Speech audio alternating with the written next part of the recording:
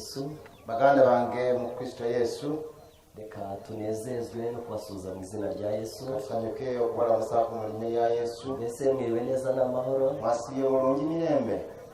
Ndatekereza yuko Imana yabahaye umunsi mwiza Ndowooza nti Mukama yawadde olunaku olulungi kandi ikaba yakomeje kubagirira neza nk'uko amasezerano yayo ate ari, yageze mu maaso n'obakola bulungi ng'ebisuubizo bwe biri, kandi natwe niko yatugenjereje. naffe bw'atyo bwe yatukoze. Izina ry'Imana yacu rihabwe icyubahiro. Linnya lya Mukama waffe liweebwe ekitiibwa. Nanone turashimira Imana ko yongeye kutuzana muri uyu mugoroba Era twebaza Mukama kubanga tuleesa n'akawungeezi kano kugira ngo nanone twongere dukurikirane hamwe ijambo ry'Imana. tusobole okugoberera wamu ekigambo kya Katonda.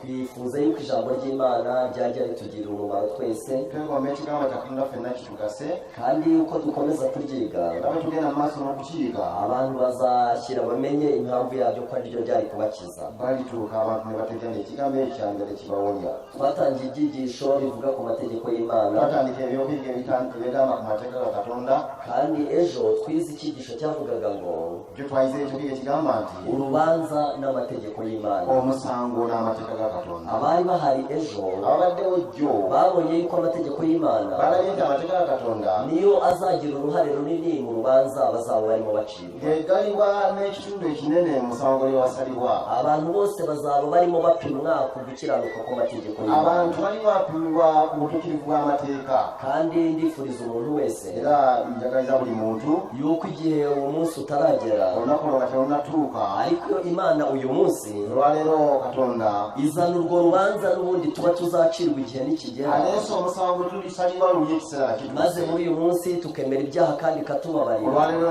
tukkirize ebibi byaffe era tusonyiwe. maze urwo rubanza rwazagera Omusango gwe gulituuka, amazina yacu agezweho mu ijuru, amannya gaffe gatuukiddwako mu ggulu, maze tugasanga imbere y'amazina yacu handitse ngo gutsindisha. ne tusanga nti mu maaso g'amannya gaffe gawandiikiddwako kwejjeerezebwa. Ibyo ngibyo nibyo twarebye ejo, Ebyo twatunula olunaku lwajjo. nk'uko nababwiye ko tugiye kureba ibyigisho bivuga ku mategeko, Nga bwe nabagamba tukola ebyokuyiga ebikwatagana n'amateeka, n'icyo tugiye kureba uyu munsi gifitanye isano n'amategeko,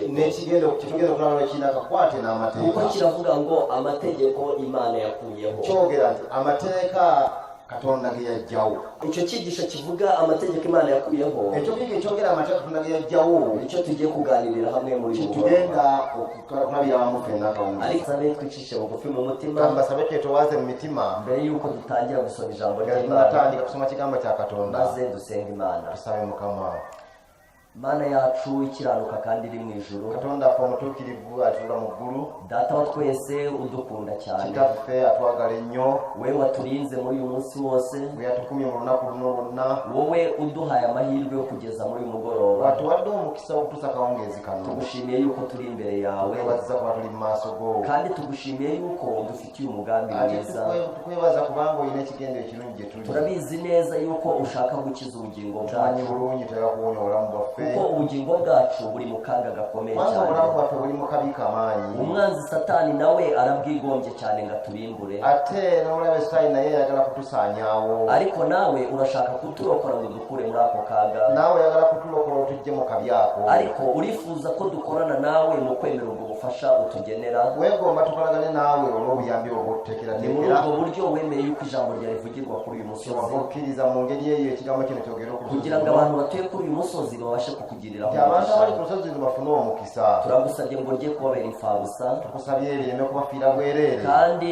ubarinde yuko ryazababera impamvu ahubwo yo kubona gucirwaho iteka kwabo, Obakuumere n'okubeera ensonga ey'okusalirwa omusango gwabwe. ahubwo rizababere impamvu yo kuzaboneka mu bwami Ate bwawe. kibabeere ensonga y'okulabika mu bwakabaka bwo. Twebwe tugiye guhagarara hano tuvuga ijambo ryawe, Abagenda okuyimirira mu maaso g'abantu g'ekigambo kyo. turagusabye ngo uduhe umwuka wera, Tukusabye otuwe omwoyo mutukuvu. kugira ngo tubashe kukuvugira nk'uko bikwiriye, Tusobole okwogerera nga bwe kisaana. kandi abana bawe bicaye imbere yacu, Era abaana abatudde mu maaso gaffe, ndetse n'abandi batabashije kuza hano bari hirya no n'abatasobodde hino, kujja wano nga bali eyo yonna, tubasabiye umugisha basalidde omukisa. kugira ngo ijambo ryawe baryakirire mu mutima mwiza, Ekigambo kyo bakyanirize mu mutima kandi omulungi, ribashe kubahindura no kubatera kwitegura, era kisobole okubakyusa n'okubateekateeka, kugira ngo kwerezo tuzabane mu bwami bwawe. okusitaka olukomerayo tubeere mu bwakabaka bwo. Tugushimiye ko twumvise, Tukabaza kubanga kandi otuwulidde, turagusabye ngo ibyatugirire aye akamaro tukusabye nti ebiyinza okutugasa ubiduhere ubuntu mu izina rya Yesu. obituwe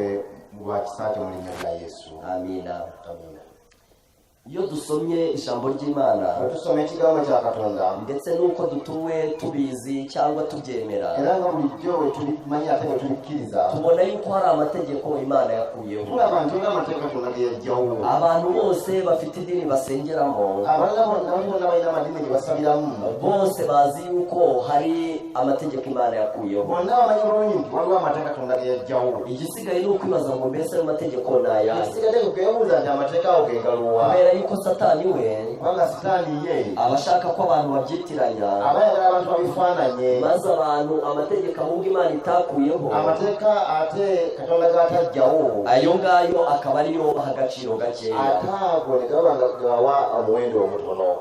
isomo tugiye gutangiriraho kandi bagiye otandikirako byanditse mu rwandiko Pawulo yandikiye Abefeso tandikira mu Pawulo yandikira Abefeso mu gice cyaho cya kabiri mu sura y'okubiri ku murongo wa 14 n'uwa 15 haranditse ngo wandikirwa nti uwo ni we mahoro yacu kubanga yegera emirembe gyaffe kuko yahinduye twebwe ababiri ku bumwe eyafuula byombi ekimu akuyeho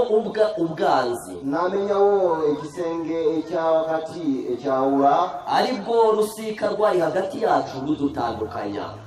amaze gukuzaho amategeko y'iby'imihango umubiri we bwe yamala okuggyawo mu mubiri gwe obulabe kugira ngo ba babiri abareme umuntu umwe mushya muri we ngazane amahoro atyo tawuleeteyo ebiragiro ebibiri mu mateeka alyoke atonde mu ye yennyini awo bombi okubeera omuntu omu omujja okuleeta emirembe iki cyigisho tugiye kurebera hamwe tugatujya kukigira wamu ndifuza ko mugikurikirana neza njagala mukigoberere bulungi ndabizi ko hari ikintu kiza kubungura gikomeye cyane kijja kubagasa nnyo kandi ndabizi neza yuko kiri buze no kubafasha manyi kijja kubayamba niyo mpamvu mugomba kugikurikirana kandi musaba Imana kugira ngo mufashe ensonga mulina kigoberera ate musabe Mukama asobole okubayamba iri somo riravuga ngo twadika kigamba nti Yesu yahinduye twebwe ababiri ku bumwe Yesu yafuula ffe ababiri okubeera omu akuyeho ubwanzi ng'aggyawo obulabe ari bwo bwari urusika rwari hagati yacu nga rutugabanya kyekyali ekisenge ekiri wakati waffe ekitwawula umurongo wa 15 bavuga ngo olugamba nti amaze gukuzaho amategeko y'iby'imihango umubiri we ng'amaze okuggyayo amateeka ag'emikolo olw'omubiri gwe kugira ngo ba babiri abarememo umuntu umwe nti bali ababiri abatondemu omuntu omu hano baravuga ko Yesu yakuyeho amategeko y'iby'imihango wano boogera nti yaggyawo amateeka ag'emikolo kandi baravuga ko ayo mategeko yayakujeho umubiri we ate bagamba nti amateeka bwe yagaggyawo lwa mubiri gwe mbese ubwo ibyo bishatse kuvuga iki bitegeeza ki ebyo kuvuga ko yakujeho umubiri we okugamba nti yagaggisawo omubiri gwe bivuga ko ayo mategeko yakuyeho igihe yabambwaga ku musaraba kitegeeza nti yagaggyawo mu kiseera bwe yakomererwa ku ariko musalaba ayo yakuyeho ge yaggyawo nno ni amategeko y'iby'imihango ge mateeka ag'emikolo ubwo rero biradusaba kuza kumenya ngo amategeko y'imihango ni ayahe kitugandisa okumanya amateeka ag'emikolo kuko gegaluwa iri somo riravuga ngo obekyanga kigamba amaze gukuzaho amategeko y'iby'imihango umubiri we ng'amaze okuggyawo amateeka ag'emikolo n'omubiri gwe kugira ngo ababiri abarememo umuntu umwe ababiri abatondemu omuntu omu iryo ni isomo rya mbere tubonye ekyawandikibwa ekisoozi irya kabiri tugiye kurisoma mu Bakolosayi ekyokubiri kiri mu Bakolosayi mu gice cyaho cya kabiri ku murongo wa 14 n'uwa 15 14 ne 15 haranditse ngo wandikibwa nti igahanagura urwandiko rw'imihango rwaturegaga n'okusangulawo endagaano eyawandiikibwa mu mateeka ikarudukurizaho kurubamba ku musaraba eyatoleko yali omulabe waffe nayo n'agiggyawo wakati mu kkubo akomererwa ku musalaba kandi maze kunyaga abatware n'abafite ubushobozi bwe yayambulira ddala obwami n'amasaza ibahemura ku mugaragaro ibivuga hejuru ku bw'umusaraba n'abiwemuukiriza mu lwatu bwe yabiwangulira ku musalaba ijambo twabonye mu Befeso mu gice cya kabiri 15 Befeso 2:15 kongera kuribona mu Bakolosayi igice cya kabiri mu wa 10 haranditse ngo igahanagura urwandiko rw'imihango rwaturegaga nasangulawo ekiwandiiko eky'endagaano ikindi batubwiye nanone twabonye mu Befeso baratubwiye ngo ikarukuzaho kurubamba ku musaraba n'aggyawo ekiwandiiko ekyo olw'okukomererwa ku musalaba mu Befeso batubwiye ngo yarukujeho umubiri we yaligisawo omubiri kandi ibyo nabyo bivuga kubambwa ku musaraba nakyo nekitegeeza kukomererwa ku ubwo musalaba bivuze ko hari amategeko bitegeeza nti amateeka yarangiye igihe Yesu yabambwaga ku musaraba gaggwa Yesu ng'akomereddwa ku musalaba kandi ayo ngayo yitwa amategeko y'imihango y'imihango. mateka ag'emikolo. Ndagira ngo mbabwire ko muri Bibiliya Ati mu Bayibuli hari itandukaniro waliwo enjawulo hagati y'amategeko y'imihango y'amateeka ag'emikolo n'amategeko 10. n'amateeka 10. Hari ikintu kimwe cya kubabwira kibitandukanye. Waliwo ekintu kimu ky'abagamba ekiryawukanya. Iyo dusomye mu Gutegeka kwa kabiri Ekitabo ky'amateeka ekyokubiri tugasoma mu gice cyaho cya 31, esoma mu ssula ya 31 tugasoma umurongo wa 24 na 25, haranditse ngo wandikidwa nti Mose amaze kwandika ayo magambo y'ayo mategeko mu gitabo, awo batuuka Musa bwe yamala okuwandiika ebigambo by'amateeka gano mu kitabo ayarangije byaggwa ategeka Abalewi baremererwa isanduku y'isezerano ry'Uwiteka ati, Musa n'alagira Abaleevi abasulanga essanduku y'endagaano ya Mukama nti nimwende iki gitabo cy'amategeko muddire ekitabo kino eky'amateeka mugishyire iruhande rw'isanduku y'isezerano ry'Uwiteka, mugiteeke ku mabbali g'essanduku y'endagaano ya Mukama, kibereyo kuba umuhamya ubashinja. kibeerengayo eyo okuba omujulirwa gy'oli. Hano barimo baratubwira amategeko Wano y'imihango. batugamba amateeka ag'emikolo. N'iki cyatandukanye n'amategeko 10 y'Imana? Ki ekigawukana n'amateeka 10 aga Katonda? Baratubwiye ngo Mose amaze kwandika ayo mategeko mu Batugambye nti gitabo, Musa bwe yamala okuwandiika amateeka go mu kitabo, amategeko y'imihango amateeka ag'emikolo yanditswe na Mose agawandiikibwa ne Musa kandi ayandika mu gitabo. n'agawandiika mu kitabo ate. Amategeko 10 y'Imana Amateeka 10 aga Mukama yanditswe n'urutoki rw'Imana agawandiikibwa n'engalo ya Mukama, kandi Imana yandika ku bisate 2 era by'amabuye. Mukama n'agawandiika ku bibajjo 2 eby'amayinja. Hano batubwiye ikindi kintu gikomeye. Bagamba ekigambo ekirala eky'amaanyi. Amategeko y'imihango Amateeka ag'emikolo yahawe, icyo gitabo cyahawe Abalewi kino ekitabo kyayo Baleevi kugira ngo bagende bagishyire iruhande bagende rw'isanduku bakiteeke y'isezerano. mabbali g'essanduku y'endagaano. Ariko amategeko 10 Naye yo amateeka 10 yabaga mu isanduku imbere. gabeeranga mu ssanduku munda. Iyo usomye mu rwandiko Pawulo yandikiye Abaheburayo Osoma mu kiwandiiko ky'abakyandika Abaebbulaniya mu gice cyaho cya 9 mu ssula y'omwenda ugahera ku murongo wa mbere, kandi akunya olusooka avuga yuko Imana wagamba nti Katonda mu gihe yashyiragaho ubuturo bwera kiseera yatekawo ekifo ekitukuvu mu cyumba cy'ahera mu cyane kisenge ky'awatukuvu hari ennyo isanduku y'isezerano. waliwo essanduku y'endagaano. Iyo sanduku yabagamo ibintu bitatu. essanduku yabanga ebintu bisatu. Icya mbere cyari ibisate 2 byanditseho amategeko ekisooka y'Imana. byebibajjo 2 ebyandiikiddwako amateeka ga Katonda. Icya kabiri ni inkoni ya Aroni. ekyokubiri gwe mugo gwa Alooni. Icya gatatu ni urwabya rwa mano. ekyakusatu kyekibya ekyammaani. Ibyo bintu bitatu byabaga mu isanduku. ebintu bisatu byabeeranga mu ssanduku. Ariko hano igitabo cyanditsemo amategeko, n'ekitabo kino ekiwandiikiddwa amateeka kandi icyo gitabo cyo cyanditswe na Mose, ate nga kyawandiikibwa ne Musa, cyo cyari kiri iruhande kyo rw'isanduku. kyali ku mabbali g'essanduku. Muranabyibuka yuko igihe Mose yazaga agasanga barimo baramya ikimasa, mujjukire nti Musa bwe yajja nasanga basinza ennyana, yaraje afata bya bisate abikubita hasi arabimena. yajja n'akuba wansi ebibajjo 2 yamenya n'abyasa. Mbese bishatse kuvuga iki? kitegeeza ki? Mu kuva mu gice cya 20 ku b'essula y'abiri Imana yabwiye Abisirayeli amategeko 10. Mukama yagamba Musa abasirayiri amateeka 10. Mu kuva mu gice cya 20 kuva ssula y'abiri amategeko 10 Imana yarayavuze, amateeka 10 Mukama yagoogera, ariko Imana yahise ijya kwandika ayo mategeko. ate n'amangu n'awandiika amateeka ago. Maze na Mose azamuka umusozi ajya kwakira ibisate byanditsweho ayo mategeko. ne Musa n'ayambuka okukwata amateeka agawandiikidwa ku Mu gice cya 32 ssula ya 32 Mose yaraje asanga Abisirayeli barimo bararamya Musa ikigirwamana. yajja nasanga abayisirayiri basinza ennyana, Arangije afata bya bisate 2 n'akwata ebibajjo 2 abikubita hasi arabimena. n'akuba wansi n'abyasa. Imana ntabwo yamubwiye ngo uzagende uyandike, Mukama teyamugamba nti genda ogawandiike, yaramubwiye ati uzagende wongere ubaze ibisate, yagamba ogendeddemu bajjeeyi bajje ebirala, maze ugarure nongere nandikeho ya mategeko. oddemu obireete mpandiike amateeka amalala. Rero amategeko 10 yanditswe amateeka n'urutoki 10 rw'Imana, gawandiikibwa n'engalo ya Katonda, kandi yari abitse mu isanduku ate imbere. gaali gaterekeddwa mu ssanduku. Ariko amategeko y'imihango naye amateeka g'emikolo yanditswe na Mose gawandiikibwa Musa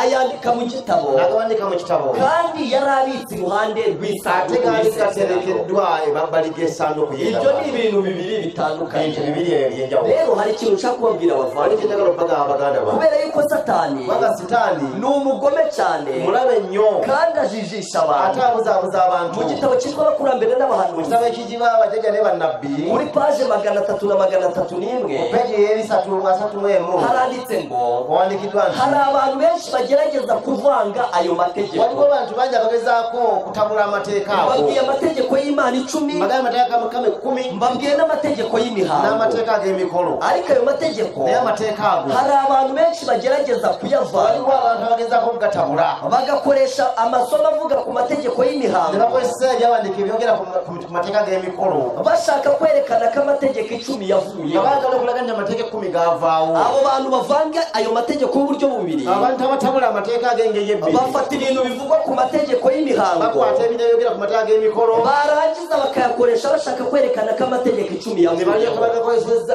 ate ku mateeka 10 tigaavaawo. Nyamara ibi ni ukugoreka ibyanditse naye wano byera. kukyamya byawandiikibwa bitukuvu. Itandukaniro hagati y'ayo mategeko y'uburyo bubiri enjawulo iragutse y'amateeka gano ag'enjawulo ez'amateeka gano ag'engeri ebbiri era nga kandi riragaragara cyane. ate birabika nnyo. Gahunda y'imihango enteekateeka y'emikolo yari igizwe n'ibigereranyo byatungaga agatoki kuri Kristo. yali eteekeddwa ku bipimo bibiri ebyali bisonga ku mateeka. Gahunda y'imihango enteekateeka y'emikolo yari igizwe n'ibigereranyo yali ekoleddwa n'ebyokulabirako byatungaga agatoki kuri Kristo, ebyasonganga ku Kristo, ku gitambo cye ku saddaaka ye n'ubutambyi bwe. n'obwakabona bwe. Ibyo ibyitwa amategeko y'imihango ebyo biyitibwa amateeka g'emikolo. bya bindi isomo ryo mu Befeso ryatubwiye, biriye mu Befeso hamwe batubwiye ngo bali batugambye nti yakuyeho amategeko y'iby'imihango, yajjawo amateeka ag'emikolo yakuzaho umubiri we, n'agagisawo omubiri gwe. bya bindi batubwiye mu Bakolosayi naye mu Bakolosaayi ngo yahanaguye urwandiko rw'imihango rwaturegaga, yasangula ekiwandiiko ekyatuloopanga irukuzaho kurubamba ku musaraba. n'akigisawo okukomerwa ku Ayo musaraba. mategeko y'imihango amateeka g'emikolo ago ni gahunda y'imihango yari igizwe n'ibigereranyo yenteekateeka y'emikolo yali eriko ebyokulabirako byatunga agatoki kuri Kristo, ebyasonganga ku Kristo, ku gitambo cye ku saddaaka ye no ku butambyi ne bwe. ku bwakabona bwe. Ayo mategeko y'imihango amateeka ag'emikolo agizwe n'ibitambo n'imigenzo byajyanaga nayo, gakoleddwa lwa saddaaka n'ebirabo ebyatambuliranga wamu nabyo byagombaga gukorwa n'Abayahudi. ebyakolebwanga Abayudaaya. Ibyo bitambo n'iyo mihango byagomba gukorwa n'Abayahudi saddaaka ezo n'emikolo byali bisaana kukolebwa Abayudaaya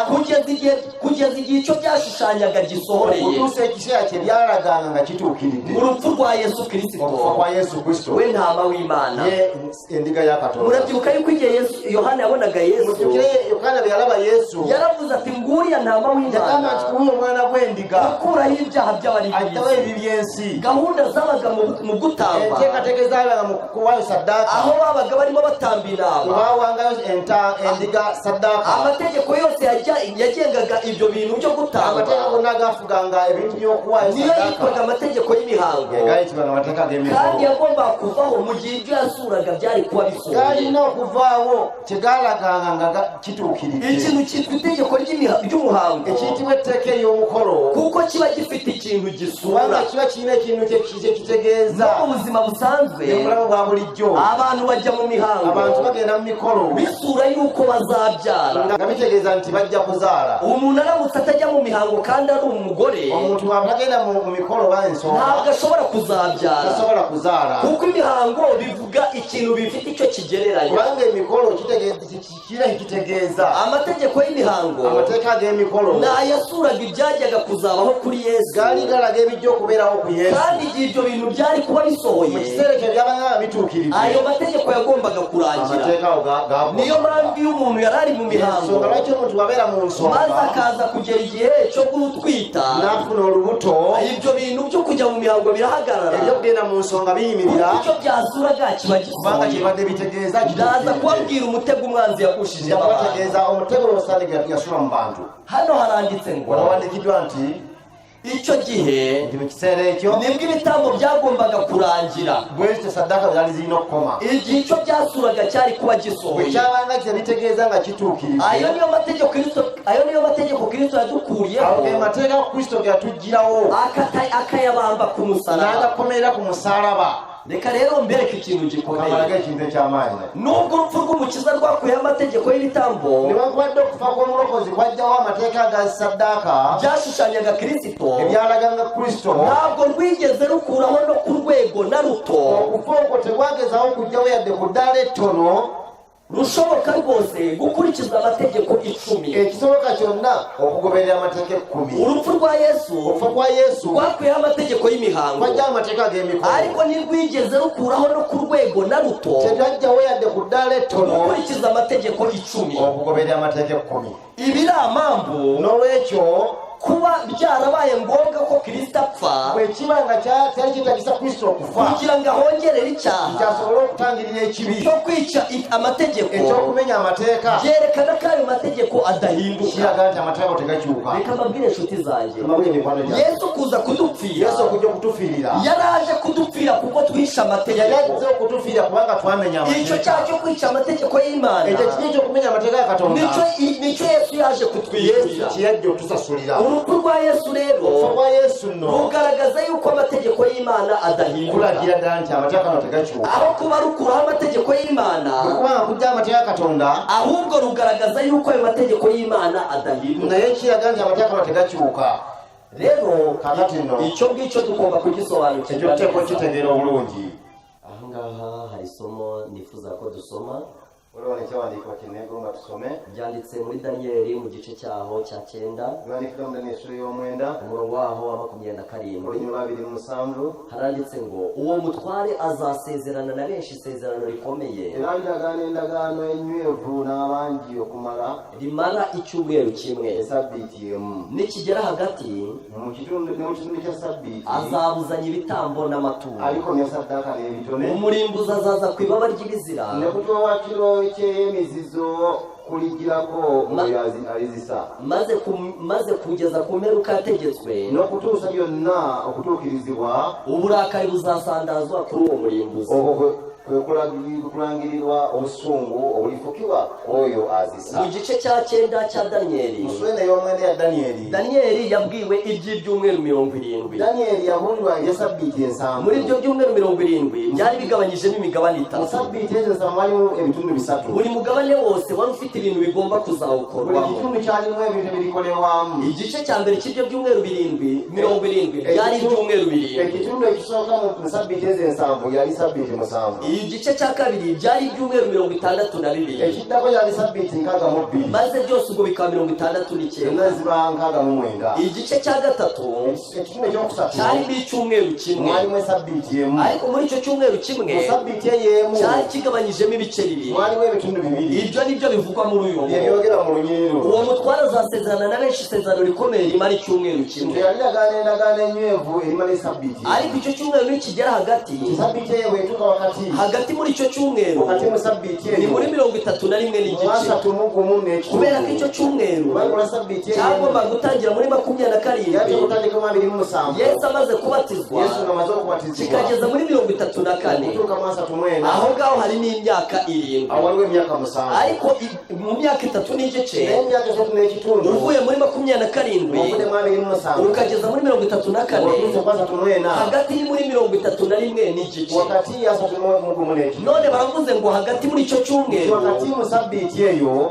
hazabuzanywa ibitambo n'amaturo balijjawo saddaaka n'ebiwuto ni ukubera iki bagomba kubuzanya ibitambo n'amaturo lwaki bayiteka okukomya saddaaka n'ebitone none se bagomba kubuzanya ibitambo n'amaturo gute bandikomeza batya saddaaka n'ebitone aho ngaho hagati mu cyumweru wakati mu wiiki eyo Yesu nibwo yapfuye Yesu bwe yafa kandi amaze gupfa ng'amaze okufa gahunda yo gutamba ibitambo yarahagaze enteekateeka y'okwoyo saddaaka n'eyimirira nicyo aya magambo bino avuga ebigambo kye ariko bitegeeza hari ikindi bahita bavuga nekya hepfo kye boogera baravuga ngo umurimbuzi azahita aza ku ibaba ry'ibizira kyazikiriza alijja ku biwatizo by'eby'omuzizo murabizi yuko Yesu amaze gupfa omanyi Yesu ng'amaze okufa umwenda watabutsemo kabiri olugoye lwayimikamu wakati uhereye hejuru ukageza kandi hasi sirawo ng'otuuka wansi bivuga ngo ibitambo birarangiye tegeza nti aza kubereka yuko ngala kulaga mu kaseera kata amategeko Imana yakuyeho n'uyu munsi abantu bakiyaziririza kyamateeka katonda ge yajjawo ne kati bakyagakuza kandi amategeko Imana yavuze ko atazavaho ate amateeka Mukama ge yagamba aza tegalivaawo kubereka yuko abantu bayica ate abantu bagamenya muri bwa buryo twasomye hejuru bavuga ngo Satani atuma abantu bitiranya ayo mategeko maze bagasoma avuga ku mategeko y'imihango maze bavuga ku mategeko y'imihango bakayavuga ko ari amategeko avuga ku mategeko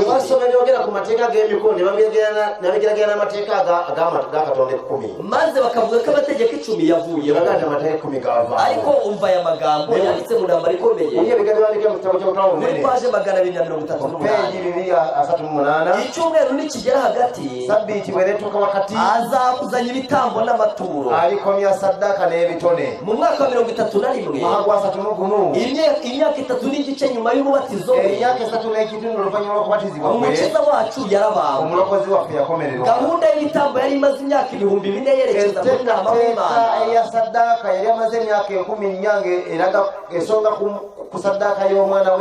yararangiye kandi n'igitambo gihebuje ibindi kikaruva cyaratambwe uwashushanywaga mu bigeragezo yarabonetse bityo ibitambo byose n'amaturo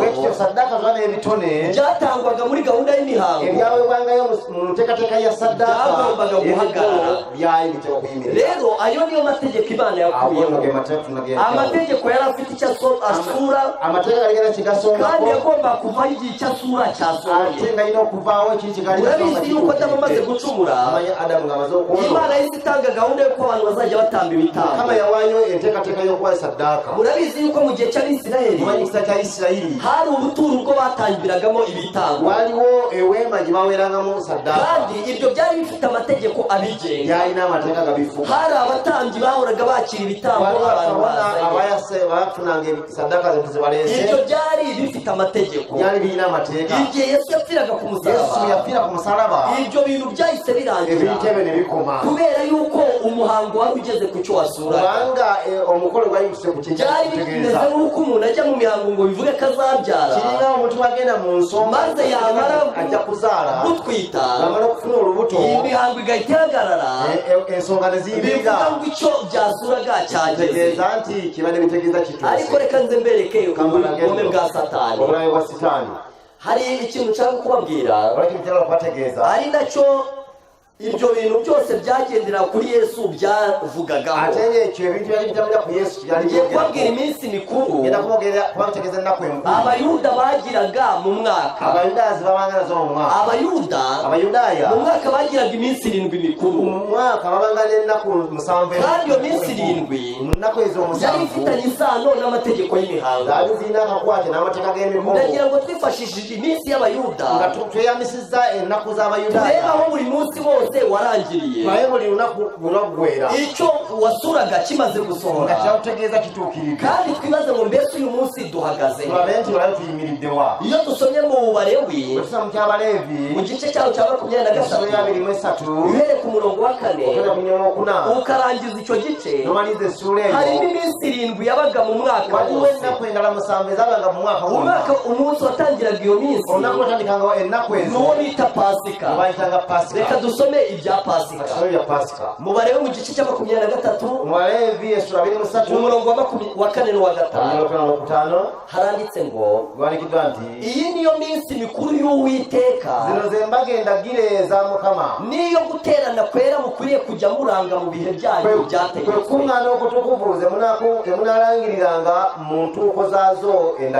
Mu kwezi kwa mbere umunsi wako wa 14 nimugoroba hajya haba Pasika y'Uwiteka. Uyu ni wo munsi mukuru Abayuda bagiraga wa mbere. Uwo munsi witwaga Pasika wabaga ku munsi wa 14 z'ukwezi kwa mbere kw'Abayuda. Mbese wabaga ku itariki zingahe? Ku itariki 14. Reka turebe Pasika ya mbere igihe yabereye. Reka dusome mu Kuva mu gihe Abisirayeli bari bagiye kuva muri Egiputa mu Kuva 12 umurongo wa 1 n'uwa 2 haranditse ngo Uwiteka abwira Mose na Aroni mu gihugu cya Egiputa ati Mukama n'agamba Musa ne Aroni mu nsi y'e Misiri ng'ayogera nti uku kwezi omwezi guno kuzababera imfura y'amezi gulibabeerera ogw'olubereberye mu myezi kuzababera ukwezi kwa mbere mu myaka gulibabeerera omwezi ogw'olubereberye mu mwaka mubwire iteraniro ry'Abisirayeli ryose muyite okukuŋŋaana eri Isirayiri yenna ku munsi wa cumi w'uko kwezi ku lunaku olw'ekkumi olw'omwezi ogwo hano baravuze ngo ni ku munsi wa kangahe bagambye ku lunaku lwakumeka mu munsi wa 10 olunaku olw'ekkumi kandi isomo twasomye mu Balewi yavuze ngo iyi niyo minsi muzajya muranga ennaku ze mulirangirira ku munsi wa 14 olunaku olw'ekkumi n'ennya hajyaho pasika walibaawo y'Uwiteka okuyitako kwa Mukama none hano haravuze ngo bagambye nti ku munsi wa 10 w'ukwezi kwa mbere olunaku olw'ekkumi omwezi ogw'olubereberye umuntu wese aziyendera umwana omuntu yenna w'intama yeefunira omwana gw'endiga uko amazu ya ba se ari ng'ennyumba z'abakitaabwe bwe ziri umwana w'intama umwe omwana gw'endiga gumu mu nzu imwe mu nnyumba emu umurongo wa 3 olw'okusatu mubwire iteraniro ry'Abisirayeli ryose mugambe ekibiina kyonna ekya ku wa Isirayiri 10 w'uko kwezi nga ku lunaku 10 olw'omwezi ogwo umuntu wese yendere umwana w'intama balyetwalira omwana gw'endiga uko amazu ya ba se ari ng'ennyumba z'abakitaabwe bwe ziri umurongo wa 6 onyola omukaaga muzawurindiriza umunsi wa 14 muli kuteekera okutuusa ku lunaku olw'ekkumi bagomba kuwufata ku munsi wa 10 ku lunaku olw'ekkumi ariko bakawurindiriza umunsi wa 10 naye nakutereka okuta ku lunaku kubera ko olw'ekkumi pasika baga ku itariki 14 kubanga pasika oba okuyita okwabaga ku lunaku olw'ekkumi z'ukwezi kwa mbere omwezi ogw'olubereberye kandi koko ate ddala iyi pasika barayikoze okuyitaho kuno baakukola ndetse barahaguruka bava muri Egiputa bakora urugendo rwo ku bava Gikanani e Misiri ne bagenda olugendo lugenda e Kanaani buri mwaka buli mwaka ku itariki 14 olunaku olw'ekkumi n'ennya bakoraga pasika y'Uwiteka baakolanga okuyitako kwa Mukama kandi kuri iyo pasika era ku lunaku olwo buri mwaka yitwaga umwana w'intama wattibwagaho omwana gw'endiga mbese iyo pasika yabaga ishushanya iki Yesu pasika yali etegeeza ki mbese umwana w'intama witwaga yabaga ashushanya iki era omwana gw'endiga wali gutegeeza Yohana yaranditse ngo Yohana yawandiika nti nguyu umwana w'intama ukuraho ibyaha omwana by'abari gw'endiga gy'ebibi by'ensi kuri buri pasika buli kuyitako duhereye kuri iyi ngiyi yo muri Egiputa tandikidde kwere y'omu Misiri baravuze bati umuntu wese yiyendera umwana bagandi buli w'intama muntu yenna yeefunira omwana umuntu gw'endiga wese asiga amaraso yayo ku nkomanizo z'umuryango we nasiiga amasaayi ku mifumeto gy'ennyumba ye mbese pasika yaje kurangira pasika ryari yaggwa ddi igihe icyo yasuraga cyari gisohoye mu kiseera nga kibitegeeza bituukire nahaddeko sulesula ya sura ya 19 kubera ko n'igihe Yesu yari agiye kugwa ku musaraba ekiseera Yesu Haranditse ngo, yawandikiddwa nti uwo munsi wari uwo kwitegura pasika olunaku lwonna kweteekateka kuyitako umunsi Yesu yapfuyeho olunaku Yesu yafiirako ni nawo munsi wari uwo kwitegura lwali pasika lunaku lw'okweteekateeka okuyitako niyo mpamvu Yesu yabwiye abigishwa be yabaga abayigalizwa yarababwiye ati igihe kirenda kugera ekiseera kina ky'okutuuka igihe yari ari gusangira n'abigishwa be ng'alya n'abayigirizwa be yarababwiye ati igihe kigiye yabadde kugera ekisa kijja kutuuka mbese n'igihe cyari kigiye kugera ekiseera kyali kigenda kutuuka pasika yari igiye kuba okuyita kwali kugenda kutuuka kandi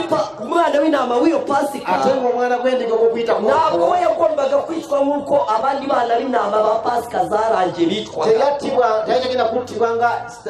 ng'okuyitako kwali kuyiseewo umwana w'intama w'iyi pasika we omwana gw'endiga wa pasika eno bagomba kumwica saa 9 nimugoroba baali alina kutta essaawa mwenda muranabyibuka ko aribyo twasomye mu kuva gasomye mu kuva yuko yagombaga kwicwa nimugoroba yatera okuttibwa kawungeezi ariko kuri iyo saha essaawa eyo niho Yesu yari ashize mu mwuka kyekiseera Yesu kyaggwamu omukka kandi niyo ntama bari era bayizanye n'endiga baali bagireese kugira ngo maze nayo bayitambe mu mwana wa bagiweeyo pasika okuba omwana ariko gw'endiga ntama yahise icika umutambyi endiga eyo netoloka okabona maze irigendera nedduka n'umwenda wakingirizaga ahera cyane uracika n'olugoye badde lusikiriza watukuva ennyo haranditse ngo wandikiddwa wari umunsi wo kwitegura pasika olunaku lwakweteekateka kuyitako abayuda ntibashakaga ko imibiri iguma ku musaraba ku abayisirayiri baali Sabato. tebaagala mirambo kubeera ku musalaba kuko iyo sabato yari umunsi mukuru kubanga sabbiiti yali lunaku lukulu yari umunsi mukuru w'ikombe iki lwali lunaku lukulu lutya umunsi mukuru wa pasika olunaku olukulu lwa pasika abayuda bagiraga iminsi 7 mikuru mu abayisirayiri mwaka baalinayo ennaku 7 ez'enkulu kandi umunsi wabanzaga wari pasika olunaku olwasooka nga lwabanga pasika muri iyo minsi mikuru 7 mu nnaku ezo ennaku 7 hari iminsi 3 bajyaga i Yerusalemu bose waliwo ennaku 3 zebagendanga e Yerusaalemi bonna uwa mbere wabajyaga i Yerusalemu olusooka genda Yerusaalemi ni kuri pasika ku pasika igihe Yesu yajyaga mu rusengero akisigarira mu Yesu rusengero yagendanga mu yeekaalu n'asigalayo maze ababyeyi be bagataha bonyine baganda be ne baddayo bokka bari bagiye mu muri Pasika bari bagenze mu Pasika kuri Pasika abantu bavaga batuye basengera abantu bavaga basabire bakaza Yerusalemu ahameze nko ku rusengero awanyinganga ku kanisa uwo niwo munsi wa mbere bajyaga i Yerusalemu umunsi wa kabiri muri irindwi bajyaga i Yerusalemu nuwo bita Pentekote nabo bajyaga i Yerusalemu bakava batuye basengera maze bakajya i Yerusalemu turi muze kubibona tugeze mu byakozwe n'intumwa igihe Imana yatangaga umwuka wera abantu bari baje mu munsi mukuru wa Pasika niyo mpamvu kuri Yerusalemu hari abantu b'amahanga yose yaturutse munsi y'ijuru bari baje mu munsi mukuru undi munsi wa gatatu bazaga i Yerusalemu ni iminsi y'ingano aho ngaho nanone bazaga i Yerusalemu hano rero igihe Yesu yaragiye gutanga hari ku munsi wa Pasika kandi ntabwo bifuzaga ko umurambo wo kuba ku musaraba kuko wari umunsi mukuru maze bazana abantu ngo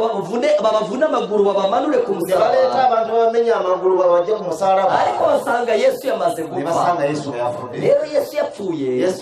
ku munsi n'ubundi Pasika ituwe ku itariki 14 z'ukwezi kwa mbere mu mwaka wa 31 nibwo Yesu yapfiriye abanyabyaha kandi igihe Yesu yapfaga Pasika yahise buri kintu ishushanya maze irarangira reka mbabwire ikintu gitangaje iyi Pasika yabaye iki gihe ntushobora kuzabona indi Pasika abigishwa ba Yesu bajiririje ushobora kubona baziririza Pentekote ariko ntabwo uzongera kubona baziririza Pasika kuko icyo Pasika yashushanyaga igihe Yesu yapfaga kuri uwo munsi ku itariki n'ubundi Pasika ituwibaho Pasika yahise igera ku cyo yashushanyaga umwana w'intama wicaye kuri Pasika abahuye na Yesu umwana w'intama w'Imana maze uwo bari bazanye uwo munsi aritahira maze Pasika irarangira hahise hasorera isomo ryanditse mu rwandiko rwa mbere rw'Abakorinto mu gice cyaho cya 5 ku murongo wa 17 haranditse ngo nuko mweze w'urusemburo wa kera kugira ngo mubirobere ishya mube mutakirimo umusemburo wa kera kuko Pasika yacu yatambwe ni Yesu Kristo rero kuva igihe Yesu yapfira ku musaraba nta yindi Pasika yabaye nta ntumwa yigeze iziriza Pasika Yesu akiri ku isi yajyaga ajya mu minsi mikuru ya Pasika ariko hari umunsi Pasika ya nyuma yabayeho ni igihe Yesu yapfiraga ku musaraba kandi itariki Pasika yari tuwibaho ni nayo tariki Yesu n'ubundi yapfuyeho hari undi munsi wa kabiri wakurikiraga Pasika tugiye kuwusoma hariya mu Balewi hamwe hari iminsi 7 y'Uwiteka nabasomeye isomo ritangira mu Balewi mu gice cya 23 nari nabasomeye kuva ku murongo wa 4 ariko ubu ngubu ndifuza kubasomera umurongo ukurikiraho kugira ngo mwumve umunsi wakurikiraga Pasika uw'Abayuda nawo baziririzaga maze turebe igihe uwo munsi nawo warangiriye kandi turi buze kureba aho uyu munsi duhagaze umurongo ngiye gusoma ku murongo wa 9 nakusoma ku runyiriro rwo mwenda Uwiteka abwira Mose ati 23 umurongo wa 9 23 rwo mwenda Uwiteka abwira Mose ati Mukama nagamba Musa nti bwira Abisirayeli uti gamba Isirayeli nti nimumara kugera mu gihugu nzabaha bwe muri mara kutuka munsi jemba wa mugasarura ibisarurwa byaho nemukungura ibikungurwa byayo muzajye muzanira umutambyi umuganda w'umuganura w'ibisarurwa byayo kamureta ebinywa ebyeberebeye ebyebikungurwa byamwe erikabona nawe awuzunguriza imbere y'Uwiteka naye anaguba ekinywa mu maso ga Mukama kugira ngo abere ituro ryemerwa okukirizibwa kulwa Mukama kuwa mbere w'isabato aba ariho umutambyi awuzunguza. Kulwencha olwaddirira sabbiiti kabona lwali luwubawuba. Umunsi wundi wabagaho ni umunsi w'umuganura. Olunaku lwabeeranga olunaku lwa nimugera mu gihugu ebibereberye maze mugasarura mugenda mu nsi ne mukungula muzazanira umutambyi umuganda w'umuganura muleete ebinywa eri kabona. ndagira ngo babwire ko uwo muganura ebibereberye mu gihe pasika yavugaga urupfu rwa Yesu mu kisayi pasika ngategeeza kufa kwa Yesu umuganura wavugaga umuzuko wa Yesu. ebibereberye byali bitegeeza kuzuukira kwa Yesu. igikorwa cyo kuzana umuganura ekikolwa ky'okweta ebibereberye cyabagaho nyuma y'iminsi ibiri kyabeerangaho oluvannyuma nnaku bbiri. abantu bamaze gukora abantu pasika bamaze okukola pasika nibwo bazanaga umuganura baleetaga wabo. ebibereberye byabwe. mbese ibyo ngibyo bivuga iki? ebyo bitegeeza ki? iyo dusomye mu rwandiko rwa mbere rw'Abakorinto tusoma mu kisooka eky'Abakorinto tugasoma mu gice cyaho cya 15 Soye 15 tugasoma ku murongo wa 20 na 21 haranditse ngo ariko noneho Kristo yarazutse leka kano Kristo yazuukizibwa niba muganura w'abasinziriye gwe mwaka omubereberye ogw'ababeebaka kuko urupfu rwazanywe n'umuntu umwe kubanga okufaaga kwabaawo ku bw'omuntu omu niko no kuzuka kw'abapfuye kwazanywe era n'umuntu. n'okuzuukira kw'abafu kwabaawo ku bwawo. rero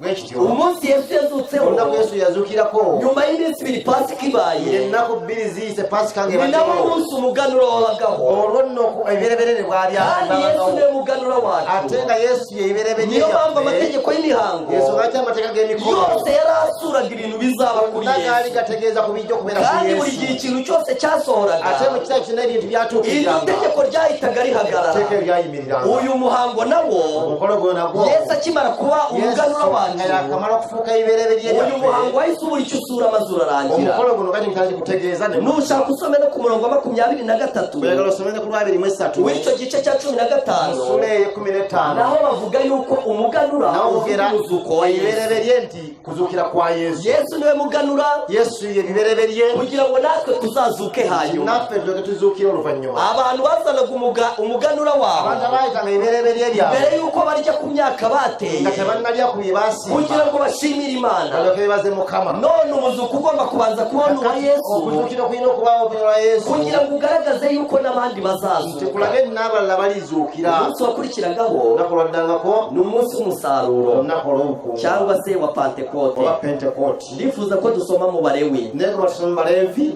aya masomo ndifuza ko muyakurikirana neza nebyawandika mu bigoberere bulungi kugira ngo mumenye igihe buri kintu cyose cyarangiriye. mumanye buli kintu ekyaggwera. tugiye gusoma mu Balewi Baleevi tugenda osoma igice cya 23 essula ya 23 ahanditse iminsi mikuru y'Uwiteka awandikiddwa ennaku enkulu za Mukama ahavuga uko iminsi mikuru yakurikiranaga. abagamba ennaku enkulu zagoberegananga. tugiye gusoma noneho ku murongo wa 15 osongola 15 haranditse ngo awandikiddwa nti kandi mujye mubara iminsi muhereye kuri uwo munsi wa mbere w'isabato era muneebaliranga okuva ku lw'enkya olw'oddirira sabbiiti umunsi mwazaniyeho umuganda w'ituro ryo kuzunguzwa. okuva ku lunaku lwe mwaleetera ebinywa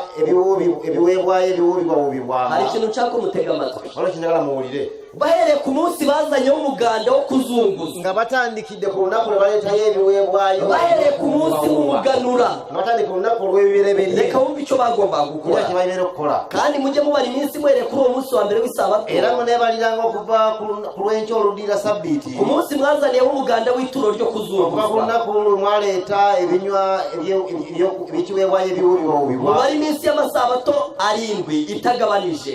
n'abeerangawo sabbiiti 7 ennamba. iminsi y'amasabato 7 ni iminsi 49. ennaku za sabbiiti 7 zennaku 40. mubare iminsi 50. mubale ennaku 5. urumva iminsi y'amasabato 7 owuli ennaku za sabbiiti ni ibyumweru 7 zennaku zewiiki 7. buri cyumweru cyose gifite iminsi 7 buli wiiki erina ennaku 7 maze bikaba iminsi 49. ziba ennaku 49. bakavuga ngo ku munsi ukurikira ibyo byumweru 7 nebaga nti olunaku oluguddirira ennaku wabaraga amasabato 7 bale sabbiiti 7 kandi mugomba kubikora ku wa mbere ate w'isabato mubikole ku lunaku olusooka sabbiiti ukurikira isabato ya 7 ng'ogoberere sabbiiti ey'omusanvu bikaba ari iminsi 50. ziba nga nnaku 5. bahita banabivuga hano ko ari iminsi 50. banyogera nti ya nnaku 5 haranditse ngo wandikiddwa nti mubare iminsi 50 murongo wa 16 mubare iminsi 50 igeze ku munsi wa mbere w'isabato ya 7 onakola 16 okutuusa olw'enkya oluddirira sabbiiti ey'omusanvu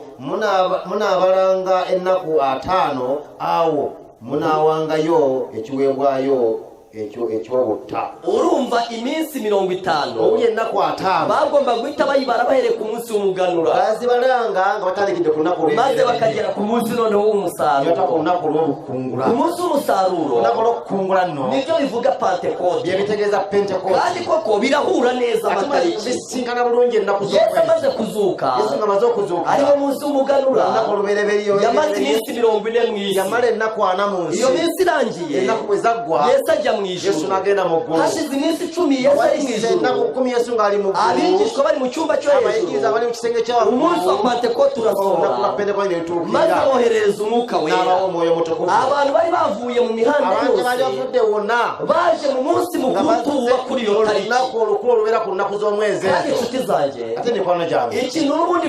Pentecote yavugaga n'ekintu Pentecote kyeyetegeeza ariko n'ubundi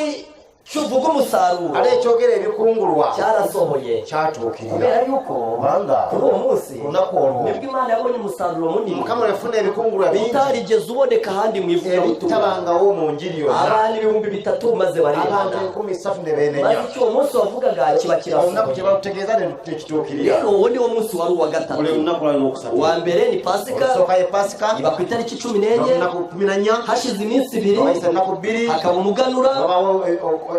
ebireberye hashize iminsi 50 wayisewo ennaku 5 hakaba wabawo Pentecote Pentecote none kuri pasika ate ku pasika Yesu yarapfuye Yesu yafa kandi ubundi pasika ate pasika yari era mbere yo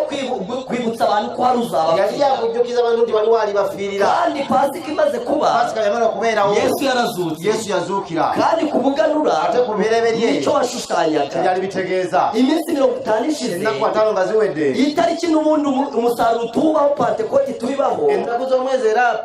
obukungula ne bibeerawo abantu baje Yerusalemu abantu bose bajja Yerusalemu bonna bavuye mu mahanga bavuye yose mu nguudo mbibuga maze byonna Pentecote iraba Pentecote n'ebaawo umusaruro munini uraboneka ebikungula bingi ne maze birabika ibyo bintu byose bihita bibura icyo ebyo byonna bishushanya naye bantu bijyana n'ekibitegeeza ndagira ngo dusome umunsi wakurikiragaho tusome olunaku lwaddiriranga tugiye gusoma noneho ku murongo wa 23 olunya lwa 23 Uwiteka abwira Mose ati lwa 23 Uwiteka abwira Mose ati Mukama n'agamba Musa nti bwira Abisirayeli uti gamba abaana ba Isirayiri mu kwezi kwa karindwi ku munsi wako wa mbere mu mwezi ogw'omusanvu ku lunaku olubereberye hajya habaho umunsi wo kuruhuka wanaabangawo okuwummula uwo kubibukisha okw'okwewombeeka gye muli murangishe kuvuza amahembe okujjukiza okufuuwa amakondeere mubuteranireho guterana kwera okukuŋŋaana okutukuvu ntimukagira umurimo w'ubugaragu muwukoraho temukolangako omulimu gwonna ogw'emikono kandi mujye muwutambiraho Uwiteka ibitambo bikongorwa era n'umuriro munaawangayo ebiweebwayo ekyokebwa n'omuliro eri Mukama biriya bintu byose tumaze kubona biri byonna bitumaze okulaba byose byabaga mu kwezi kwa mbere byalingawo mu mwezi ogw'olubereberye icya mbere ku itariki 14 kisooka ku lunaku lw'e14 icya kabiri ku itariki hashize iminsi 14 zibaye wayisewo ennaku 14 ziyise icya gatatu hashize iminsi 50 umuganura wayisewo ubaye ennaku 5 noneho tugeze mu kintu kigomba kuba mu kwezi kwa karindwi kati tuse mu kintu eky'olunaku iyi minsi yose murumva ko bavuga itariki kati buli bonna boogera ennaku z'omwezi hano hose buri munsi baravuga itariki wano buli nnaku boogera ennaku hano baravuga ngo bwira Abisirayeli mu kwezi kwa karindwi ku munsi wako wa mbere gamba Isirayiri nti ku nnaku z'omwezi ez'omwezi ogw'olubereberye habaga umunsi wo kuvuza amahembe wabanga olunaku lw'okufuuwa eŋŋombe mbese kuvuza amahembe babaga barimo baranga iki kati okufuuwa amakondeere byategeeza babaga barimo baranga umunsi w'impongano balagaga olunaku lw'okutangira wagomba kuba ku itariki 10 z'uko kwezi kwa karindwi olunaku 10 ez'omwezi ogw'omusanvu kubera ko umunsi w'impongano bagukomeye kubanga olunaku olw'okuwa sadaka lwabanga lw'amaanyi wabaga ari umunsi wo gucirwa urubanza lwabanga olunaku lwa kusala musango wabaga ari umunsi abantu bashobora gupfa cyangwa bagakira abantu by'iteka basobola okuwona basobola okufa oba ne bawona niba mwarizi ko ubuturo bwera yalaganga ekifo ekitukuvu buri munsi y'abantu babaga bakoze ibyaha buli lunaku bakolanga ebibi bazanaga ibyaha ibitambo ku buturo bwera bayetanga sadaka mu kifo ekitukuvu ariko hagiraga umunsi umwe mu mwaka naye wabangawo olunaku lumu mu mwaka ibyaha byabo byababarirwaga ebibi byabwe byasonyiyibwa kuko nubwo babaga bazanye ibitambo kubanga ne bayetanga sadaka ibyaha byabo byashyirwaga mu buturo ebibi byabwe byatekebwanga mu kifo ekitukuvu ni bwa buryo umutambyi yafataga amaraso y'itungo ryavugiwe yebiriyo y'ibyaha omuwono kabona yakwatanga omusaayi guli gwayogeddwako ebibi maze akagenda akayamisha mu buturo nagera bwera n'agumansiramu mu kifo ekitukuvu ibyo byabwiraga umunyabyanga ibyaha byawe ntaho birahurira byaje byategeza abamona nti ebinye tebirage biraze ariko ku munsi w'impongano ne kunako lokutangirira ibyaha by'abantu byabakurwagaho ebibi abantu byabagibwako ddala najya babwiye ko abisirayeli babagaho umwaka umwe njagala kubategeeza nti isirayiri yabagaho kandi uwo mwaka abisirayeli babagaho ate isirayiri okubeerawo wabagamo iminsi 7 mikuru mwabangaho ennaku 7 ishobora kutwerekana ko tugeze dusatira imperuka isobola okutulaga naffe tuse nga tusemberera enkono rero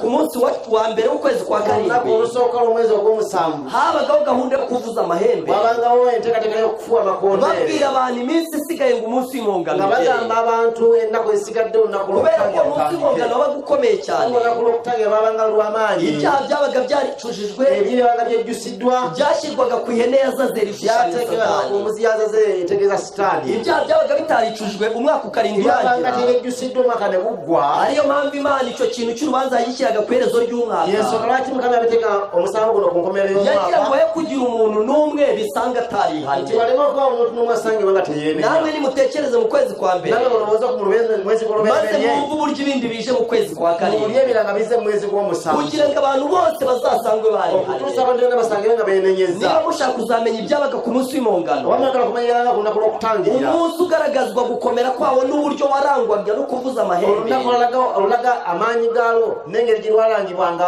amakondeere babaga bari kubwira abantu bati hasigaye iminsi 10 baabanga bagamba abantu ne basigadde ennaku 10 bwacya bakababwira bati hasigaye iminsi 9 enkeera nga bagasigadde ennaku 9 ejo bakababwira bati hasigaye iminsi 8 abanga bagamba basigadde 8 ubwo abantu babaga barimo batura ibyaha abantu byabo balanga baatula ebibi byabwe abantu babaga barimo basaba imbabazi abo abantu bahemukiye nga basaba ekisonyiwa abantu iyo bebamukira umuntu umunsi w'impongano wamusangaga atari ikirano olunaku lwe basanga omuntu oyo nga yabaga teerongoosa agushije ishyano yabanga afunye imana yari yarateganyije ko abantu rwose bagomba kubwirwa iminsi igenda mukama ibisigaye yali yateekateeka abantu bagende nga bagamba ennaku ezisigadde reka mbabwire ukuntu ku munsi w'impongano byari gamba bungi bimeze ku lunaku olw'okutangira byabanga nicyo twaraye twize nimugoroba ibyerekeranye n'urubanza twalabye akawungeezi bukana n'omusango ariko reka mbabwire amateka yabyo ho leka gatoya mbabuulire ebyafaayo byabyo ndagira ngo nsome ku murongo wa 26 nsome ku 26 tugiye gusoma ku munsi w'impongano tulabe ku lunaku lw'okutangirira uwiteka abwira mose ati mukama n'agamba musa nti ariko umunsi wa 10 w'uko kwezi naye ku lunaku olw'ekkumi olw'omwezi ogwo niwo munsi w'impongano lwe lunaku olw'okutangirira ujye ubabera wo guterana kwera wabeerengawo okuŋŋaana okutukuvu mujye muwibabazaho imitima muwutambireho uwiteka igitambo gikongorwa n'umuriro nammwe munaabonereranga olw'obulamu bwammwe era munawangayo ekiweebwayo ekyokebwa n'omuliro wabaga ari umunsi wo kwibabaza umutima lwabanga lunaku kuri uwo lwakwebonereza munsi nta muntu n'umwe wabaga arimo guseka teri muntu n'omu yasekanga umuntu wese yabaga arimo yibaza ati mbese ibyanjye uyu munsi biragenda olunaku bite?" yeebuuzanga nti naye waliyo binaabiki umutambyi mukuru yabaga yagiye mu cyumba cy'ahera kabona cyane omukulu nga yagenze mu kifo ekisinga kandi yabaga ari busohoke ate ng'ajja kufuluma maze ibyaha bikagerekwa ku ihene ya ebibi zazeri biteekebwe ku mbuzi ya zazeeri hari ikintu nifuza kubabwira kinjagala okubagamba buri munsi buli lunaku iyo abanyabyaha bazanaga amatungo y'ibitambo byabo aboononyi baleetanga ensolo eza saddaaka zaabwe barambikaga ibiganza ku matungo bazanye baateekanga ebibato ku nsolo ze baleese maze barangiza bakayaturiraho ibyaha bakoze bamala ne baatulyako ebibi baakola bo ubwabo bakisogotera ayo matungo bazanye bo bennyini ne beesalira ensolo ze ibyo baleese bivuga ko ari bo ubwabo bicishije umwana w'imana ebitegeeza nti bo bennyini be batta omwana wa iyo babaga bamaze kwica itungo bazanye bamala okutta ensolo gye baleese umutambyi yafataga amaraso y'iryo tungo kabona yakwataga omusaayi gw'ensolo akagenda akamisha mu buturo naye bwera n'agumansira mu kifo ekitukuvu ibyo byabaga umunsi umwaka wose byabangawo omwaka gwonna kugeza ku itariki 10 z'ukwezi kwa okutuusa ku karindwi nnaku 10 ez'omwezi ogw'omusanvu ariko ku itariki 10 z'ukwezi kwa karindwi naye ku nnaku 10 ez'omwezi ogw'omusanvu habaga ibintu bitandukanye n'ibimaze umwaka wose bikorwa wabanga ebintu ebyenjawulo n'ebimaze omwaka kuri uwo munsi bwo olunaku olwo nno abisirayeli bazanaga ihene isirayiri ebyiri yaleetanga embuzi 2 maze izo hene zigakorerwaho ubufindo embuzi 2 ezikubirwako akalulu icyo bakoresha ubufindo kimwe kibakubya akalulu kikaba ekimu kigaragaza uwiteka yesu kiraga mukama yesu icyo bakoresha ubufindo cya kabiri kibakubya akalulu ekyokubiri kikaba kigaragaza nga satani kiraga sitaani maze muri izo hene mu ebyiri mbuzi 2 ezo ihagarariye yesu igahita igaragara eyimiriddewo yesu ihagarariye satani ikagaragara satani nayo nerabika icyitonderwa mu ekyokugendereza gihe mu minsi ibanziriza uwo nguwo mu nnaku ezisooka olwo ibyaha byavugirwaga ku ihene ishushanya yesu ebibi byayogerwaga ku mbuzi etegeeza yesu umunyabyaha yazanaga ibyaha by'akabigereka ku intama cyangwa yaletanga ebibi n'abiteka ku nzu bivuga ko Yesu ari wewe mupfiye ku musaraba yikoreye ibyaha Yesu yafide omwono yingetse ariko ku munsi w'ingongano go nekuna kurokutangira nuko habaga hariho n'ishushanya Yesu n'ishushanya Satani eraga Yesu ne ya Satani ibyaha byavugirwaga kushushanya Satani ebibi yayogeranga kwesta kweraga Satani noneho ntabwo byavugirwaga kwishushanya Yesu yayogeranga kweno eraga Yesu kubera yuko ishushanya Satani wangeraga Satani yabaga igiye koherwa yabanga igenda kugomerwa ariko ibyaha byavugirwagaho nibihe biki yayogeranga ku ibyaha by'abihanye byabenenya kubera ko nifuza ko ibyo bintu mubyumva neza kandi mukabimenya banga njagala mu bitegere bintu ebyo reka mbasomere ku gice cya 16 kamasomere kusore 15 kubera yuko iki kintu nicyo kizingiye ingata muri iki cyigisho cyetise bino byonna iki ngiki muri iki cyigisho nicyo kizingiyeho ingata cyetise byonna mu cyo kuyiga kino haranditse ngo amategeko y'umunsi w'impongano biwandikira nti amateka agona ku haranditse ngo Uwiteka abwira Mose hanyuma yo gupfa kw'abana ba Aroni babiri kama nayo ne Musa ni batabani ba Aroni babiri nga bamaze okufa ubwo bigiraga hafi imbere y'Uwiteka bagapfa basembera mu maso ga Mukama ne bafa Uwiteka abwira Mose ati Mukama nagamba Musa bwira Aroni mwene so gamba Aroni muganda ye kujya yinjira igihe ashakiye cyose aheraho hirya y'umwenda ukinze omutamalanga gajja mu watukuvu mu ndawe jiji mu biro aha niho mu yitwa maso g'entebe eyokusasira aha niho hitwa hera cyane abayitwa watukuvu ennyo ye kujya hajya igihe cyose aleme kugendanga ekiseera kyonna umurongo wa 3 unakusatu uko azaba ariko Aroni agenza binaroni byana babone kwinjira hera binaroni byana janga yenda ikimasa cy'umusore h'igitambo cyo gutambirwa ibyaha bye ngalina ente ennume emvubuka hano bavuga uburyo n'imyenda yagomba kwambara kibi nebyo kwambara byogera wano reka dusome umurongo wa 5 yakiteraniro ry'Abisirayeli amasekuru 2 natwala ku kibiina cy'abana ba Isirayeli embuzi ennume 2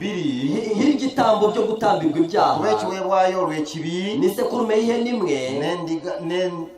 n'endiga ennume emu yo gutambirwa y'igitambo cyoswa ekitaka eyokwokebwa Aroni amurike cya kimasa cyo kwitambirira ibyaha bye awo Aroni nayanjulanga ente ennume eyokiwebwayo ekyekibi yihongererane n'inzu ye ye kububwe netangirira ne ku nyumba ye maze ajyane za hene zombi awanatwalanga embuzi zombi azishyira imbere y'Uwiteka ku muryango w'ihema ry'ibonaniro naziteka mu maso ga Mukama mu muryango gw'ewema yo kusinkanirangamo Aroni afindira izo hene zombi Aroni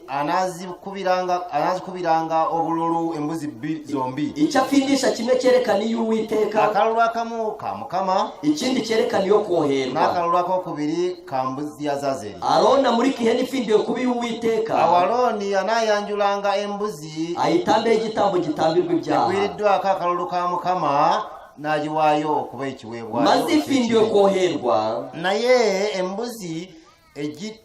embuzi egwiridwa akalulu ka Azazeri ishyirwa imbere y'Uwiteka ari nzima netekebanga mu maso ga Mukama nga namu ngo ihongererwe ibyaha yoherezwe mu butayu koherwa okutangirira okugisindikiriza eri Azazeri mu ddungu aho ngaho rero aho no yahitaga ajya hera cyane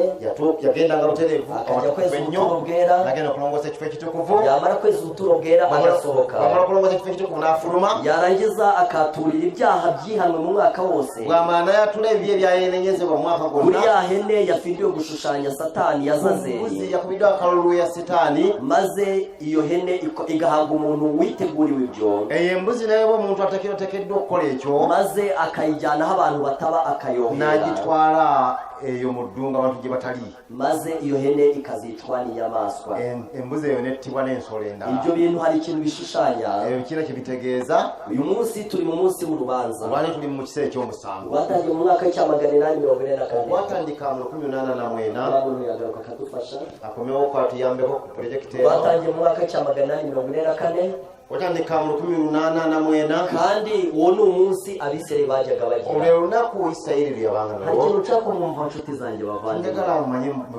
muramutse mutacyumvise rwose iki cyigisho cyaba kibapfiriye we mutacyurira kino muri iki cyigisho mugomba kumenya ngo tugeze dusatira muteko kumenya mu cyo kino tutusewa nga tusemberere nkomeza ndagira ngo mbabwire ko ya minsi yo kuvuza amahembe narakubategeza kunakurira kufuwa makondere ubutumwa bwavuzwe n'abantu bitwa ba William Mireri yengiri yategezebwa abasajja ngabo William Mireri abo nibo babwiraga abantu ko urubanza rugiye kuza abategezaga abantu nkome umusango gutuse nicyo ubutumwa bw'amareka wa mbere buvuga olwengiri y'amareka asoka cyetegeza ngo muba Imana muyihimbaza kuko igihe cyo gucira abantu urubanza gisohoye ndi muteka tonda muwe kitira ko isake musango kituse ubwo butumwa bwavuzwe mbere y'umwaka w'844 yengiri yaburi rwawe munyora ndamabega kandi ibyo byashushanyaga gahunda yo kuvuza amahembe yabanzirizaga umunsi w'imana byategezanga entekateka yofuwe makondere kubera yuko Imana yari ku munsi w'urubanza ukomeye banga mukama yari amayindo nakuru umusango rw'amani yateganyije ko habaho gahunda yo kuvuza amahembe bawuranga yatekateka baho nakuru kuba fuwa makondere kandi kuva mu mwaka w'844 mwena ajya kubategeza uri mu munsi w'impongano uri mu nakuru okutangira none mu munsi w'impongano abantu bitwaraga gute mu nakuru okutangira abantu beyisanga babazaga imitima bebonerezanga imitima nta muntu wabaga arimo aseka teri muntu yasekanga mbere y'uko umunsi w'impongano ugera iminsi 10 ngo naturuka nako 10 mu gihe babaga barimo bavuga yuko wegereje abari mu kurangira y'urusembere abantu babaga barimo kwihana cyane abantu bene nyanganye ariko niyo uwo munsi wageraga nako nebe rwatukanga mu gihe umutambyi yabaga arahera cyane ukabona bebanga abantu bose babaga banyinyiriwe abantu bonanga basobeddwa bose bibaza bati mbese ibyanjye biragenda nanga bebuzi byanga binaba bitya kubera yuko wabaga ari umunsi wo gukurikira mu Isirayeli wabaga ari umunsi uzakurikirwa n'umunsi umwe gusa mu minsi 7 maze igihe abisirayeli bahawe kikaba kirarangiye kuko umunsi wakurikiraga uw'impongano ni umunsi witwa iy'ingando ni nawo tugiye gusoma maze tukaza kuvuga amagambo make tugasoza tugiye gusoma ku murongo igice cya 23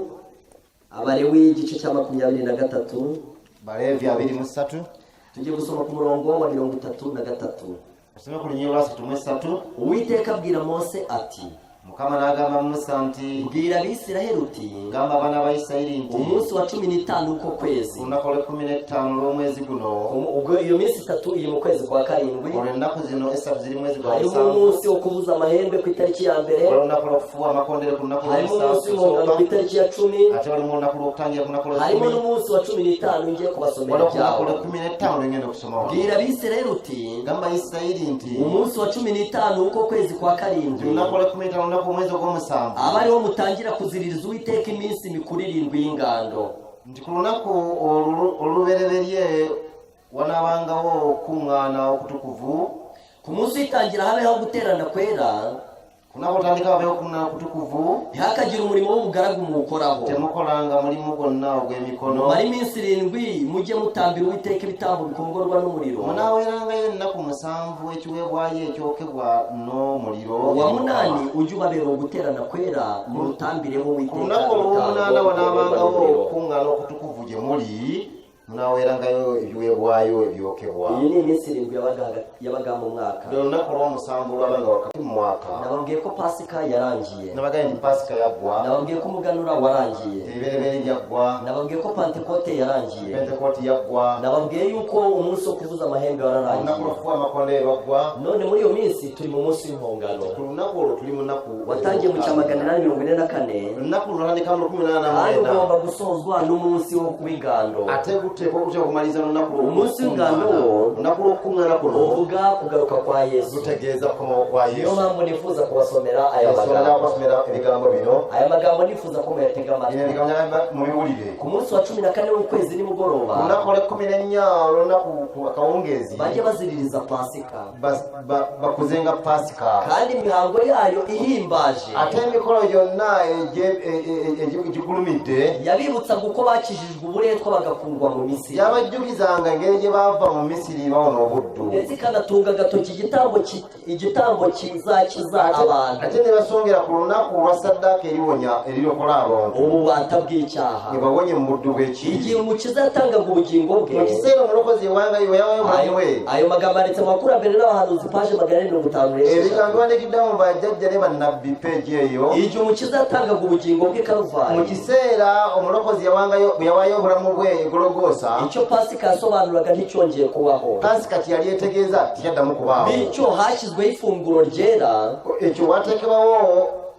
embaga endagire hari ikintu nshaka kubabwira. kyembaga bategeeza muzasome muri Matayo musome mu Matayo igihe Yesu yasangiraga n'abigishwa be ibya pasika. Yesu ng'ali n'abayigiza ebya pasika. Yesu uwo munsi yakoze imihango ibiri. olunaku olwo Yesu yakola emikolo ebiri. uwa mbere awukora awushyiraho iherezo, omukolo ogusooka nagukola uwakukabiri awukora awutangiza. ogwokubiri nawukola ng'agutangiza. kuri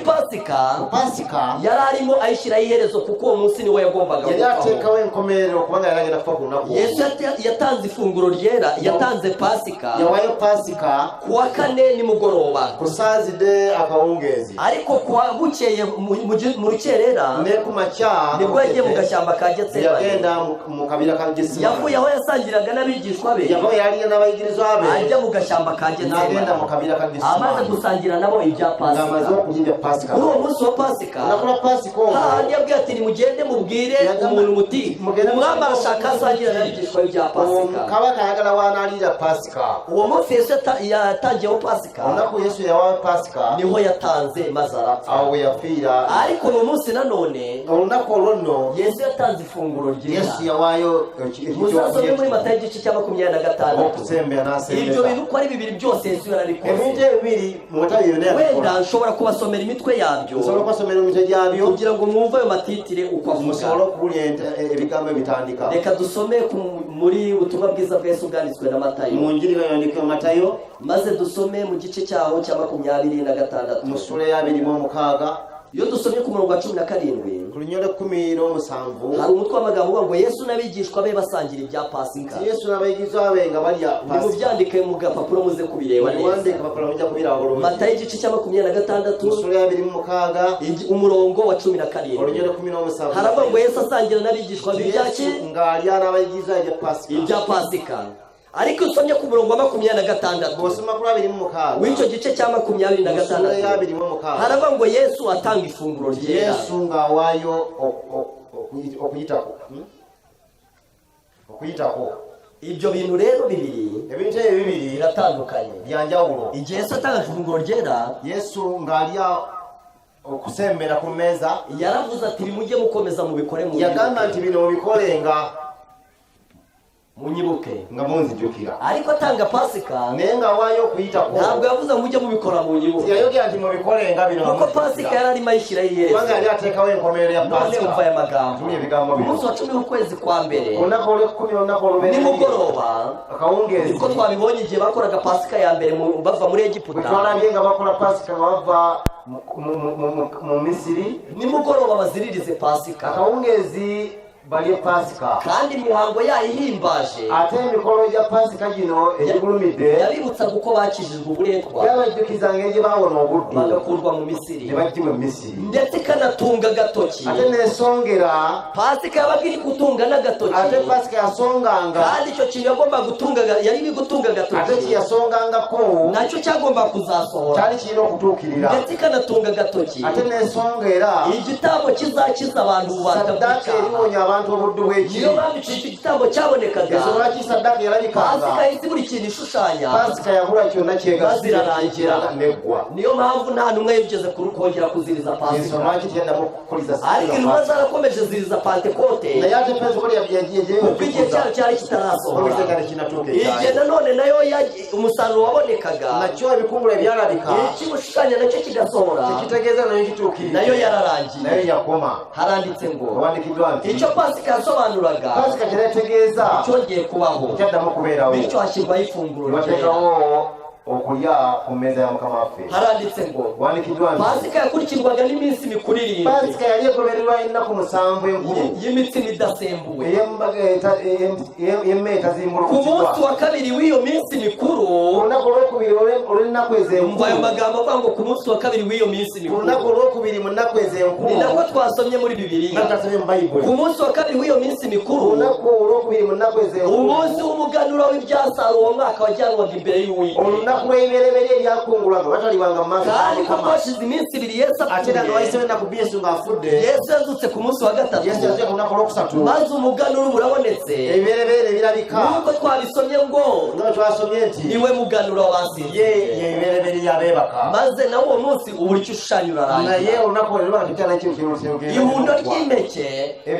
ebirimba by'empeke byanyuzwaga imbere y'igicaniro cy'Imana byayisibwanga mu maaso g'ekyoto kya Mukama byerekana yuko ibintu byose ari nga ibyayo biraga nti byonna bya Mukama nta gusarura kwabagaho twalagawo okukungula uwo muhango w'umuganura utaraba ng'omukolo guno ogw'ebibereberye ariko tegunnabaawo uwo muhango w'umuganura omukolo gw'ebibereberye wakurikizwaga n'umusaruro gwagobererwanga amakungula nyuma y'iminsi 50 umuganura ubaye wayisewo ennaku 5 nga ebibereberye ni nako twabisomye muri Bibiliya basomere mu Bayibuli hano bakavuga ngo iki ne bagamba batya nyuma y'iminsi 50 umuganura umaze gutangwa oluvannyuma lw'ennaku 5 nga ebibereberye bimaze okuwaayibwayo habagaho Pentekote wabangawo pentekote yitwaga nanone umunsi mukuru yayitibwanga leero yayitibwanga nti olunaku olukulu lw'ebikungula n'uburyo bagaragazaga gushima kubw'umusaruro engeri gye balaganga okwebaza olw'ebikungula by'empeke bateguriwe ngo ubatunge byateekateeka kubagasa imitsima ibiri yokeje irimo umusemburo emigaati ebiri egyokeddwa egirimu ekizimbulukusa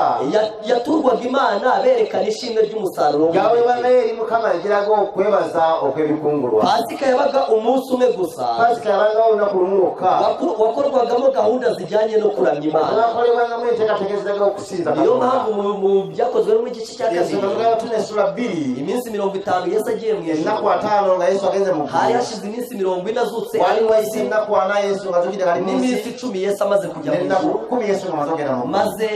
Pentekote iraba pentekote nebeerawo abantu bavuye ku isi yose baraza abantu bava mu nsi ne bajja kandi umusaruro uraboneka ebikungwa ne birabika nshuti yanjye bavandimwe mikwano gyange mu kwezi kwa karindwi mwezi rero ogw'omusanvu nno habagaho umunsi mukuru w'ingando habagawo olunaku olukulu olw'ensiisi cyangwa umunsi wo guterana olunaku olw'okukuŋŋaana uwo munsi wagaragazaga ubuntu bw'Imana mu mwero w'ibiti by'amatunda twalaganga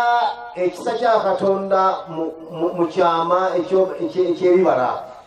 iby'imyelayo ebibala eby'emizeyituuni n'iby'imizabibu n'eby'emizabibu niwo wari umunsi mukuru uheruka iyindi mu mwaka lwabaga olunaku olusembayo mu myaka umusaruro w'impeke wabaga waramaze guhunikwa ebikungwa by'empeke nga biterekeddwa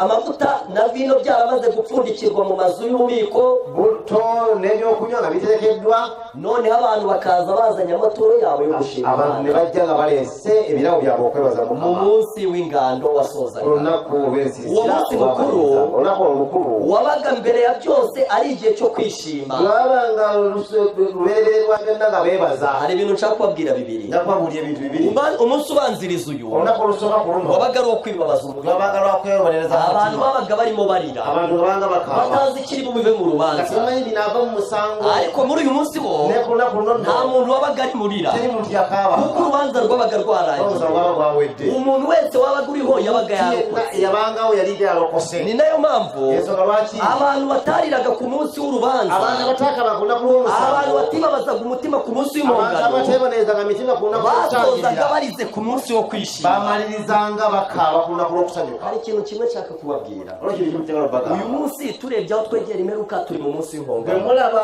olunaku luno tusembereko tuli mu lunaku mu lwakutangirira minsi y'abayuda hasigaye umunsi umwe mu gusa nnaku z'abayuda basigadde olunaku lumu umunsi lwokka turimo ni uwo kwibabaza umutima olunaku lwe tulimu lwakwebonereza mu ni uwo mutima kwibaza uko ibyacu bizagenda twebuuza biriba bitya ni byaffe ukuba turimo twihana kandi twatura nga ibyaha tuli mu byacu kwenenya nga twatula n'ebibi kubera yuko umutambyi wacu mukuru agiye kuzasohoka hera kubanga cyane kabona affe omukulu agiye okufuluma abatukuvu maze ibyaha bigerekwe kuri nyirabayazana satani ebibi biryoke biteekebwe ku kaluzi ariko abantu bazaba batarihana ibyaha byabo abana abatenenya ebibi byabwe umwaka ukarinda ubarangirana omwaka ne guggwa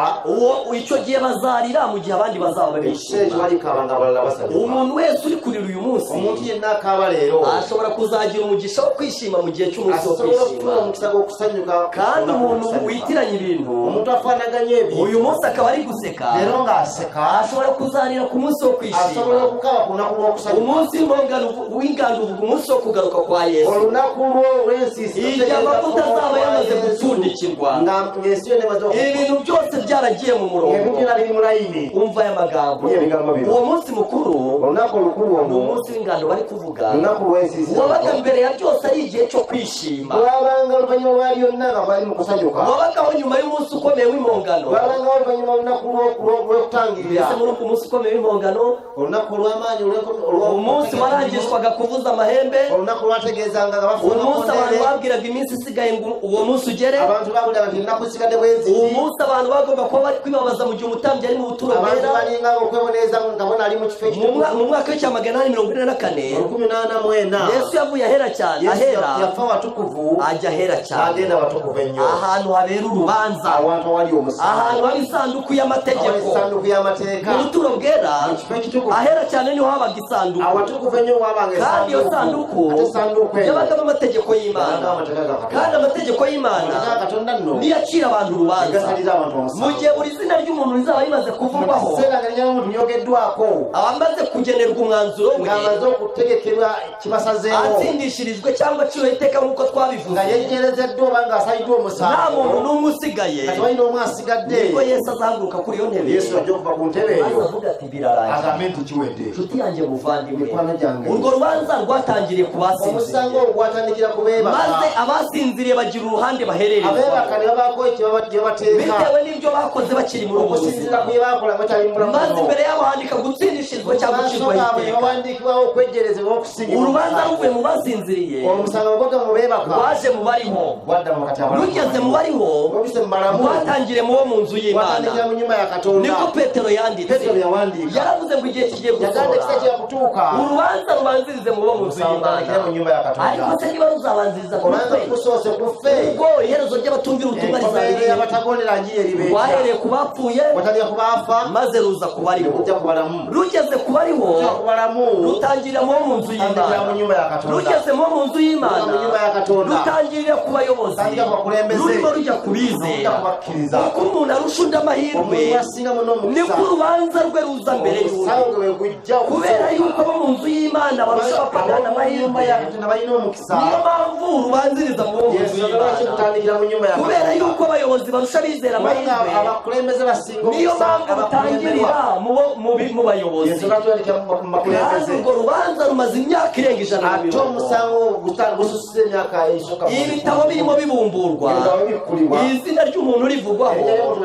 kandi igihe umuntu wa nyuma azaba amaze kuvugwaho Yesu azavuga ati birarangiye maze asohoke mu buturo bwera ajya gukora umurimo wakorwaga igihe umutambyi yabaga asohotse mu buturo bwera mbese asohoka mu buturo bwera yakoraga iki bamuzaniraga ya hene yafindiwe gushushanya Satani mbese kakati igihe umutambyi yasohokaga mu buturo bwera yakoraga iki mbere yuko ajya mu buturo bwera bamuzaniraga ihene ebyiri maze akazifindira icyo afindisha kimwe kivugiye Uwiteka iyo ngiyo akayitanga amaraso yayo akajya kuyamisha hejuru y'amaraso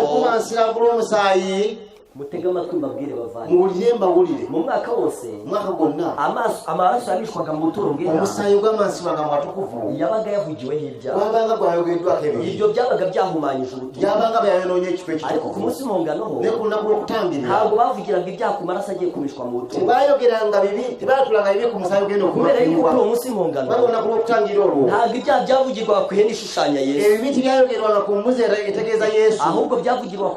ku ihene ishushanya Satani yacho byayogerwa ku mbuzi ya Satani kubera iki bitavugirwa ku ihene ishushanya Yesu byayogerwa ku mbuzi ya Yesu nuko abaga umunsi wo guhumanura bana kurongoza byabaga ukuza gufata amaraso atavugiyeho ibyaha kujya kwata musayi utangurweredwayo maze akamenwa hejuru yavugiyeho ibyaha mu mwaka wose uyibwe kuguno gwayo turwake bibi maze ubuturo bwera bukabura humanuwe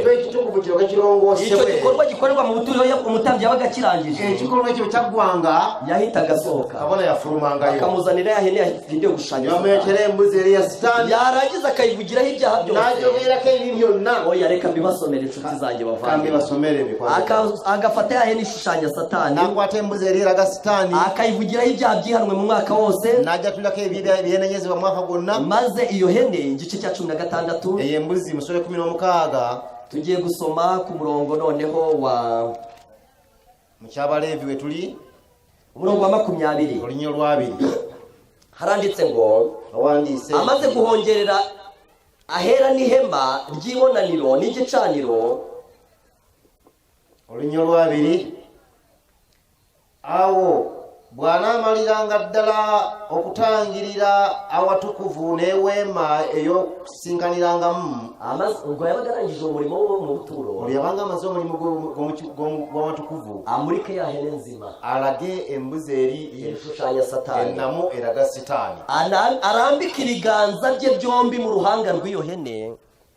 Anaateekanga ebibatu bye mu kyenyi ky'embuzi eyo. Yaturire hejuru yayo gukiranirwa kw'Abisirayeli kose. Anaatulirangako ebibi bya Isirayiri yenna n'ibicumuro byabo byose, n'ebyono byabo byonna, ibyaha bakoze byose, ebibi bakola byonna, abishyire mu ruhanga rw'iyo hene, abiteeke mu kyenyi ku mutwe gw'embuzi eyo, ayihe umuntu witeguriwe iryo, agiwe omuntu okugitwala ngo ayijyane mu butayu, agitwale mu ddungu. Iyo hene ijya hatagira abantu, embuzi eyo egende watali muntu, yikoreye gukiranirwa kwabo kose, etikiddwako nk'obutuukirivu bw'abantu bonna. uwo muntu ayirekurire mu butayu izicwe n'inyamaswa. Oyo muntu agisuule mu ddungu eritti. Iyo hene ntabwo yicwaga. Eyo teyattibwanga. Mbese ibyo bivuga iki? Bitegeeza ki ebyo? Yesu agiye kuzasohoka mu buturo. Yesu agenda kuva mu kifo ekitukuvu. Ubu ngubu imyaka irashize, urubanza rurimo ruba. Emyaka giwedde nga amazina yacu arimo avugwaho. Amannya gaffe agogerwaho. Imbere ya buri zina hagira ikintu cyandikwaho. Mu maaso ga buli linnya nga lw'ekiwandiikibwa. Bihereye ku bapfuye, tandikira ku baafa, bikaza mu bariho, ebituuka mu baafa, bigahera mu bo mu nzu y'Imana, tandikira mu nyumba ya Katonda, bigahera mu bayobozi, ebidda mu makulembeze, bikajya ku bizera. bigenda ku bakkiriza. Imyaka irashize, urwo rubanza rurimo Imyaka ruba. giyise mu musango gugenda mu maaso. None umutambyi wacu agiye Kati kuzasohoka, kabona afa agenda kufuluma, maze ibyaha bigerekwe kuri Satani. ebibi biteekebwe ku Sitaani. Ibyo nibyo byanditse mu byahishuriwe igice Ebiwandiikiddwa mu cy'Abakorinto. Kuleso y'abiri. Ntabwo Satani azicwa, Sitaani tagenda kuttibwa. ahubwo mu gihe ubwoko bw'Imana buzaba bugiye mu Naye mu ijuru, kiseera abantu bafuna bagenze mu ggulu, Satani azasigara hano ku Sitaani isi. agasigala ku nsi eyo. Abanyabyaha bazahita bicwa n'ubwiza bwa Yesu igihe azaba agarutse, balifa olw'ekitiibwa kya Katonda akomyewo. kuko Kubanga ngo umuja w'Imana omuweereza wa ngo Katonda yabonye Yesu asohoka ahera yalaba cyane, Yesu ng'afuluma atukuvu ngo ariko ennyo. atindaho gatoya, N'alwaho katono, ibyaha birimo bikurirwa kuri ebibi Satani. biri mu kuteekebwa ku Sitaani. Ubwo atarazi ibyaha birimo bikurirwa Nga kuri tannajja Satani, ng'ebibi biteekebwa ku Sitaani, igihe Yesu azaguruka ku ntebe y'imbabazi, Yesu anaava ku ntebe y'ekisa. murabizi ko abantu bazakubita hirya no Mu hino kiseera bajja kudda eno n'eri bashaka ijambo ry'Imana. abanoonya ekigambo kya Mbese Katonda. Yesu azaba yahagurutse ku ntebe y'imbabazi, Yesu anaava ku ntebe y'ekisa, azaba ari hehe? anaaba ludda wa? Ko byumvikana ko ubwo azaba ataragaruka, Nga kitegeeza n'abatannaba kuko kukomawo. hari igihe kigomba kubaho Wajja kubaawo ekiseera abantu barimo bava ku nyanja bajya ng'abantu ku bava ku yindi, nnyanja badda ku kandi nsi. Yesu yavuye ku ntebe Ate nga Yesu y'imbabazi. yavudde ku ntebe y'ekisa. None hagati yo kuva ku ntebe y'imbabazi Wakati w'okuva ku ntebe no y'ekisa kuza mu isi, n'okujja mu nsi, ko wumva hari ibikorwa bihari, obuli waliwo ebikolebwa, Yesu azaba ari hehe? Yesu aliba ludda wa? Hazaba harimo gukurwa ibyaha bishyirwa ku ihene Wajja yazaze. kubanga waleetewo ebibi nga biteeka ku Icyo muntu gikorwa yazaze, nikirangira, ekyo kinaggwa, tuzabona Yesu atungutse. kiraba Yesu ng'azze ku bire. Kandi Yesu natuka Ate bw'anajja ku bire, abanyabyaha bose bazaba barimo bazicwa aboonoonyi bonna bajja kufa. abakiranutsi bazaba barapfuye, abatuukirivu bali babaafa bazahita bazuka, balizuukira. abakiranutsi bazaba bariho Abatali batuukirivu bazahita baliwo, bahindurwa, abatuukirivu balikyusibwa. maze bose bajyanwe mu ijuru. Abakiranutsi abariho n'abari barasinziriye Abatuukirivu abaafa n'abalamu bajyanwe mu ijuru. batwalibwe mu ggulu. Satani azasigara hano Sitaani alisigala wano wenyine, yekka, kandi ameze nk'umuntu ate ng'alinga omuntu atagifite ubushobozi, atalina busobozi, ngo azabaho imyaka igihumbi. alisibwa emyaka 10. Iyo myaka igihumbi nishira, Emyaka 10 bwe Yesu girikwa, azagaruka ari muri Yesu Yerusalemu, ajja kujja ne Yerusalemu ari kumwe n'abamarayika, ng'anyuma abalayika, ari kumwe n'abantu bagiye mu ijuru n'abantu abagenda bakiranutsi. mu abatuukirivu. Ibyo tuzabireba mu minsi iri imbere mu Tujja biraba mu nnaku ezijja mu maaso mu ariko icyo by'okuyigirizawo. nshaka mumenya muri mwanya Kyenjagala mumanye, ni uburyo amategeko yavuyeho engeri y'amateeka gavaawo n'ay'imihango. g'emikolo Amwe afite icyo asura. gayinjika kigategeeza Yavuyeho ryari? gavaawo ddi Ni igihe icyo yasuraga cyasohoye. mu kiseera ekigategeeza nga Niyo mpamvu kituukidde. urupfu rwa Yesu ensonga okufa kwa Yesu rwasurwaga na Pasika. kwalaganga Pasika. Yesu apfuye yararaye. Yesu bwe yafa Pasika, Umuzuko wa Yesu okuzuukira kwa Yesu wasurwaga n'umuzuko. kwalaganga okuzuukira. Avuzutse wararaye. Bwe yazuukira ne Kandi bikwa. umuganura Ate ibireberye nicyo wavugaga. tebyategeezanga. Umusaruro Kati ebikungulwa wavugaga Pentekote. byategeezanga Pentekooti. Umusaruro warabonetse kuri iyo Era tariki maze ebikungulwa byalabika urarangira. ku nnaku z'omwezi ezo Kandi ebiggwa. kuvuza amahembe amahembe atokufua amakondere byakozwe n'abawiriya mu mirire ibyakorewe n'abawiriya mu mirire bavuga bati kuko igihe cyo gucira abantu cyo gusoma usango kisuse kuvuza amahembe kufua amakondere kurangira abantu ku munsi w'urubanza tegeza kurangira undi ibyo nibyo bawiriya bakoze William Mumira kibakora ibyo nabyo byararangiye ibyo byagwa none uyu munsi turi he ubu turi mu munsi w'impongano turi mu kiseke cyo gutanga inyuma yaho hasigaye iki hasigaye iminsi y'ingano hasigaye nakozo iyo abantu bagomba kuba mu bishimye abantu bagenda kubanga basanyuka nta muntu n'umwe uri kurira ariko ibanzirizwa n'umunsi wo kurira bikurembera no nakurokaba ati abantu batarira mu gihe cyo kurira abataka mu kiseke cyo kukaba bazarira mu gihe cyo guseka bari ka mu kiseke cyo guseka niyo mpamvu gusaba cyane Yesu narusaba nnyo kugira ngo Imana igufashe ibintu mukama akuyambe ndifuza kubabwira amagambo asoza yarababwira ibigambo bisembayo amagambo yabafasha bigarinzo kubayamba ayo magambo ngiye kwetangiza irisomo maze nsomera igihamya ngenda kutandika n'ibyagambo bino ariko imitima yabo yarahumye naye amagezi gaabwe gahakanyizibwa iryo somo ryanditse mu rwandiko rwa kabiri rw'abakolosayi abakorinto ekyokubiri igice cya gatatu mu rwandiko 13 ariko imitima yabo yarahumye naye amagezi gaabwe gahakanyizibwa ndetse kugeza na bugingo ubu kubanga n'okutuusa leero isezerano rya kera ririmo risomwa ekyokubikako iyo isezerano rya kera ririmo risomwa cya gitwikirizo kiba gitwikiriye imitima yabo ekyokubikako kiri kikyaliwo mu kusomerwa kw'endagaano ey'edda nga tekinnagibwawo ekyo ntibamenye yuko cyakuweho na Kristo ahubwo kugeza na n'ubu naye n'okutuusa leero ibya Mose iyo bisomwa ebya Musa bwe bisomebwa kubabwira umutega abantu bose bari kugeza n'ubu okutuusa n'olwaleero ibya Mose iyo bisomwa ebya Musa bwe bisomebwa iyo nyegamo ihora ku mitima y'abantu ekyokubikkako ekiri ku mitima gyabwe nyamara iyo umuntu ahindukiriye umwami naye bwe bukyukira Mukama iyo nyegamo ikurwaho ekibikkako kijibwaho ayo magambo ashaka kuvuga iki bitegeeza ki abayuda banze kwemera Yesu nka Mesiya abayuda yabaagala okukkiriza Yesu nga Masiya bityo ntibashoboraga kubona ko imihango yabo nta kisobanura bwekyo tebasobola kulaba nti emikolo gyabwe tegina kandi ko ibitambo n'amaturo byatakaje ubusobanuro bwabyo nti saddaaka n'ebiweebwayo tebikyalina muwendo inyegamo bishiriyeho ubwabo ekibikkako kye beeteerawo kutizera no kwinangira ekyobutakkiriza n'obukakanyavu iracyakingirije ubwenge bwabo kikyabise ku magezi gaabwe iyo nyegamo yari gukurwaho ekibikkako ekyo bwe kijibwawo iyo bemera Kristo we gukiranuka kw'amategeko ekibikkako kyalina kijibwawo singa bakkiriza Yesu nga ye mutuukirivu benshi mu bakristo nabo bangi ne mu bakristaayo nabo abayudaaya Yesu yapfiriye ku musaraba yafiira ku musaraba kugira ngo amategeko y'imihango arangire nti amateeka g'emikolo gaveewo ariko naye igitwikirizo ekibikkako gituma ahubwo bakomeza amategeko y'imihango kibayeza ate okugenda nga bakwata maze umwenda barawudoda olugoye balutunga baragumya baratamba bongera okubayo saddaaka igitwikirizo kiragumya gitwikira ubwonko ekibikkako bwabo nekigenda nga kyabise ku magezi ariko umva aya magambo naye buli bigambo bino benshi mu bakristo nabo bagire mu makristaayo babandi baseka abayuda bali abasekere reka abayudaaya wumve nabo umutego nabo wulira bambuye omutego gwe bagwamu benshi mu bayuda nabo bangi mu makristaayo bafite inyegamo y'amaso bafite inyegamo imbere y'amaso yabo ekibikkako mu maaso gaabwe ntibashobora kureba ku iherezo ry'ibyakuweho tebasobola kulaba ku nkomerero y'ebyagibwawo ntibabona ko ari amategeko y'imihango gusa yakuweho mu rupfu rwa Kristo tebalaba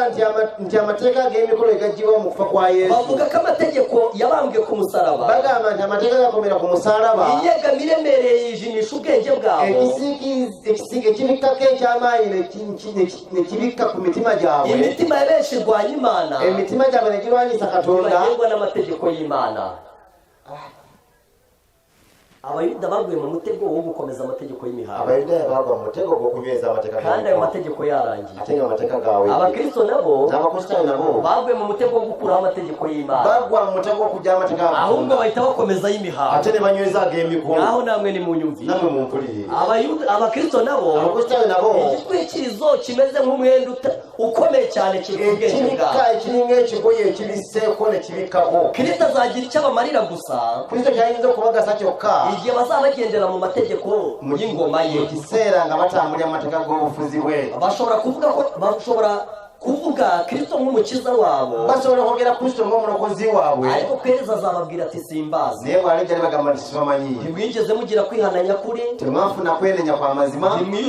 ntimwiyujuje n'amategeko kubwi temwatabagana amateka ntimwigeze mugira kwihananya kuri temwabana kwenenya kw'amazima mwiyuzuze nayo nti mutabagane katonda kubw'itegeko ryayo ryera mwishimye olw'etteeka lyetukuvu lye mwamenya kubw'ibyo olw'ekyo mushobora kunyizera temusobola kunzikiriza kuko umurimo wanjye kubanga ebikolwa byange wari uwo kwerereza amategeko byali byakutuukiriza amateeka none isomo twasomye ravuga ngo iki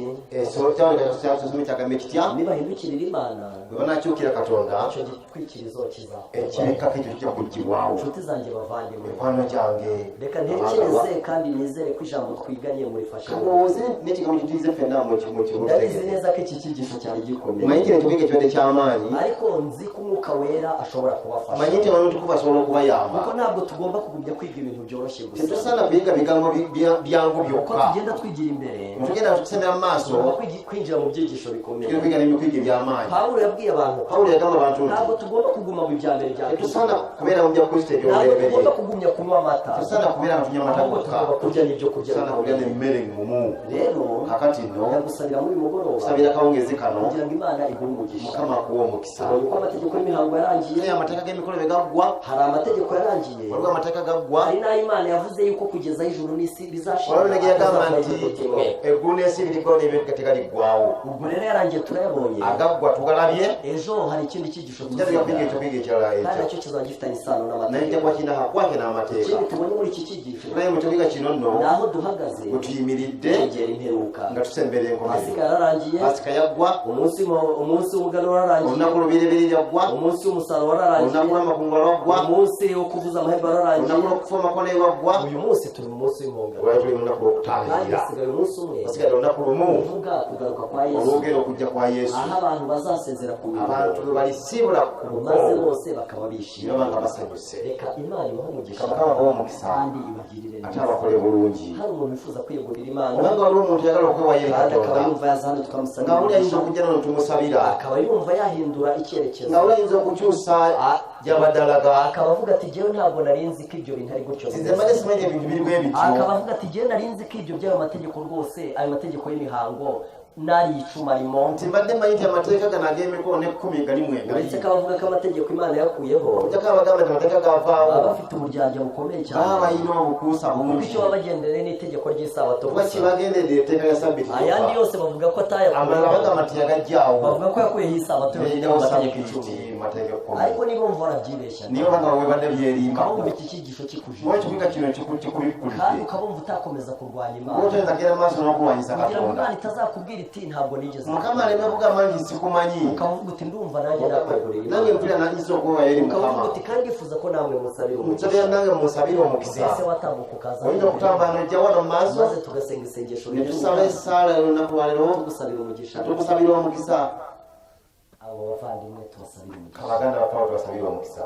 imana yacu idukunda mukama waffe atwagala imana yacu ikiranuka cyane katonda waffe omutuukirivu ennyo imana itari mu mwijima na muki mukama tali mu nzikiza yadde imana ifite ibintu bisobanutse mukama neza alina ebintu ebitegereka obulungi tunejejwe n'uko twitirirwa izina ryawe tusanyuse kubanga tuyitibwa babo ibyawe warabitubwiye ebyo babitugamba maze bidukora ku era mutima bikwata ku mitima gyaffe inzira nyinshi zanyuze imbere y'amaso yacu amakubo mangi gayita mu makubo mu maaso kugira ngo gaffe dukore amahitamo tukole okusalawo ariko mana naye mukama inzira yawe n'imico yawe myiza ekkubo lyo n'empisa zo ennungi byadukoze ku mutima byakwata ku mitima gyaffe maze muri izo nzira zose mu makubo ago gonna duhitamo inzira yawe tusalawo ekkubo lyo tugushimiye ko uyu munsi tuzi neza ko tutibeshye twebaza kubanga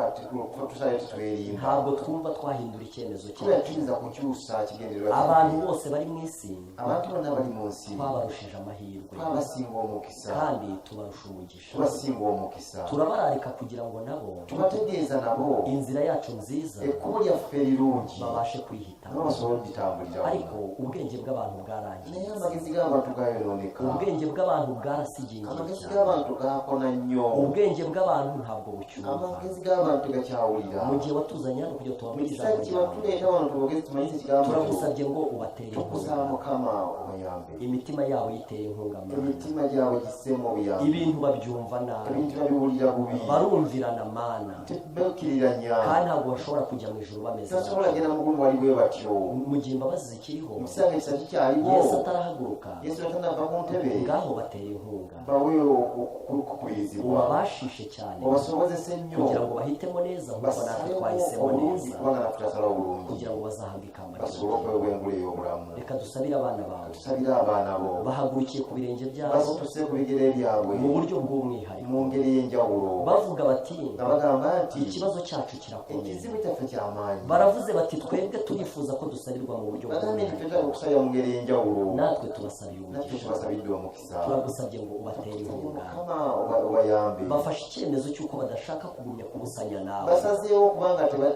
tebayawukana naawe barifuza yuko bashyira hamwe nawe beegomba okutabagana naawe ibyo ukunda nabo ibyo bakabikunda yagala nabo babyagale ibyo wanga nabo ibyo bakabyanga kyaba babikyawe ndagusabye kugira ngo ubibateremo osaye inkunga mukama obawemu kugira obuyambe ngo bizababesha mendezi yo kuzaba mu bwami bwawe bibeere entandikwa y'okubatuusa mu bwakabaka ubwo bwo tugiye gusubira aho ducumbitse nga tugenda okudda we tusula twese utujyane amahoro fenna otwala emirembe uzongere kutugarura amahoro tugushima otukomye weeramirembe nga kandi tukwebaza udusabire amateraniro sabidde umugisha. olukuŋŋaana luno omukisa turabizi neza ko hari imbaraga nyinshi tukimanyi nti ziturwanya waliwo amaanyi mangi agatulwanyisa ariko abamarayika batabarika malayika batabalika bameze nk'ababa mu ijuru abayiza abali mu ggulu baje kuturwanira abajja otulwanirira baje abajja kuduhagarikira otuyimirira nta kintu gishobora kutubaho kimali kiyinza tubaako kuko uwiteka ari mu ruhande kubanga rwacu mukama ali ku lulwe lwaffe umwuka wera omwoyo mutukuvu ari muri iki kirere ali mu turimo bbanga lino arimo arakomanga abantu bose alina aho bari akonkona arimo arababaza ati mbese mwebwe ntimwafata ali icyemezo musobabuza nti muyinza kusalawo ndagusabye ngo uhe abantu gufata musabe icyemezo oba abantu cyiza okusalawo okulungi kizabahesha ikamba ry'ubugingo kibaweesa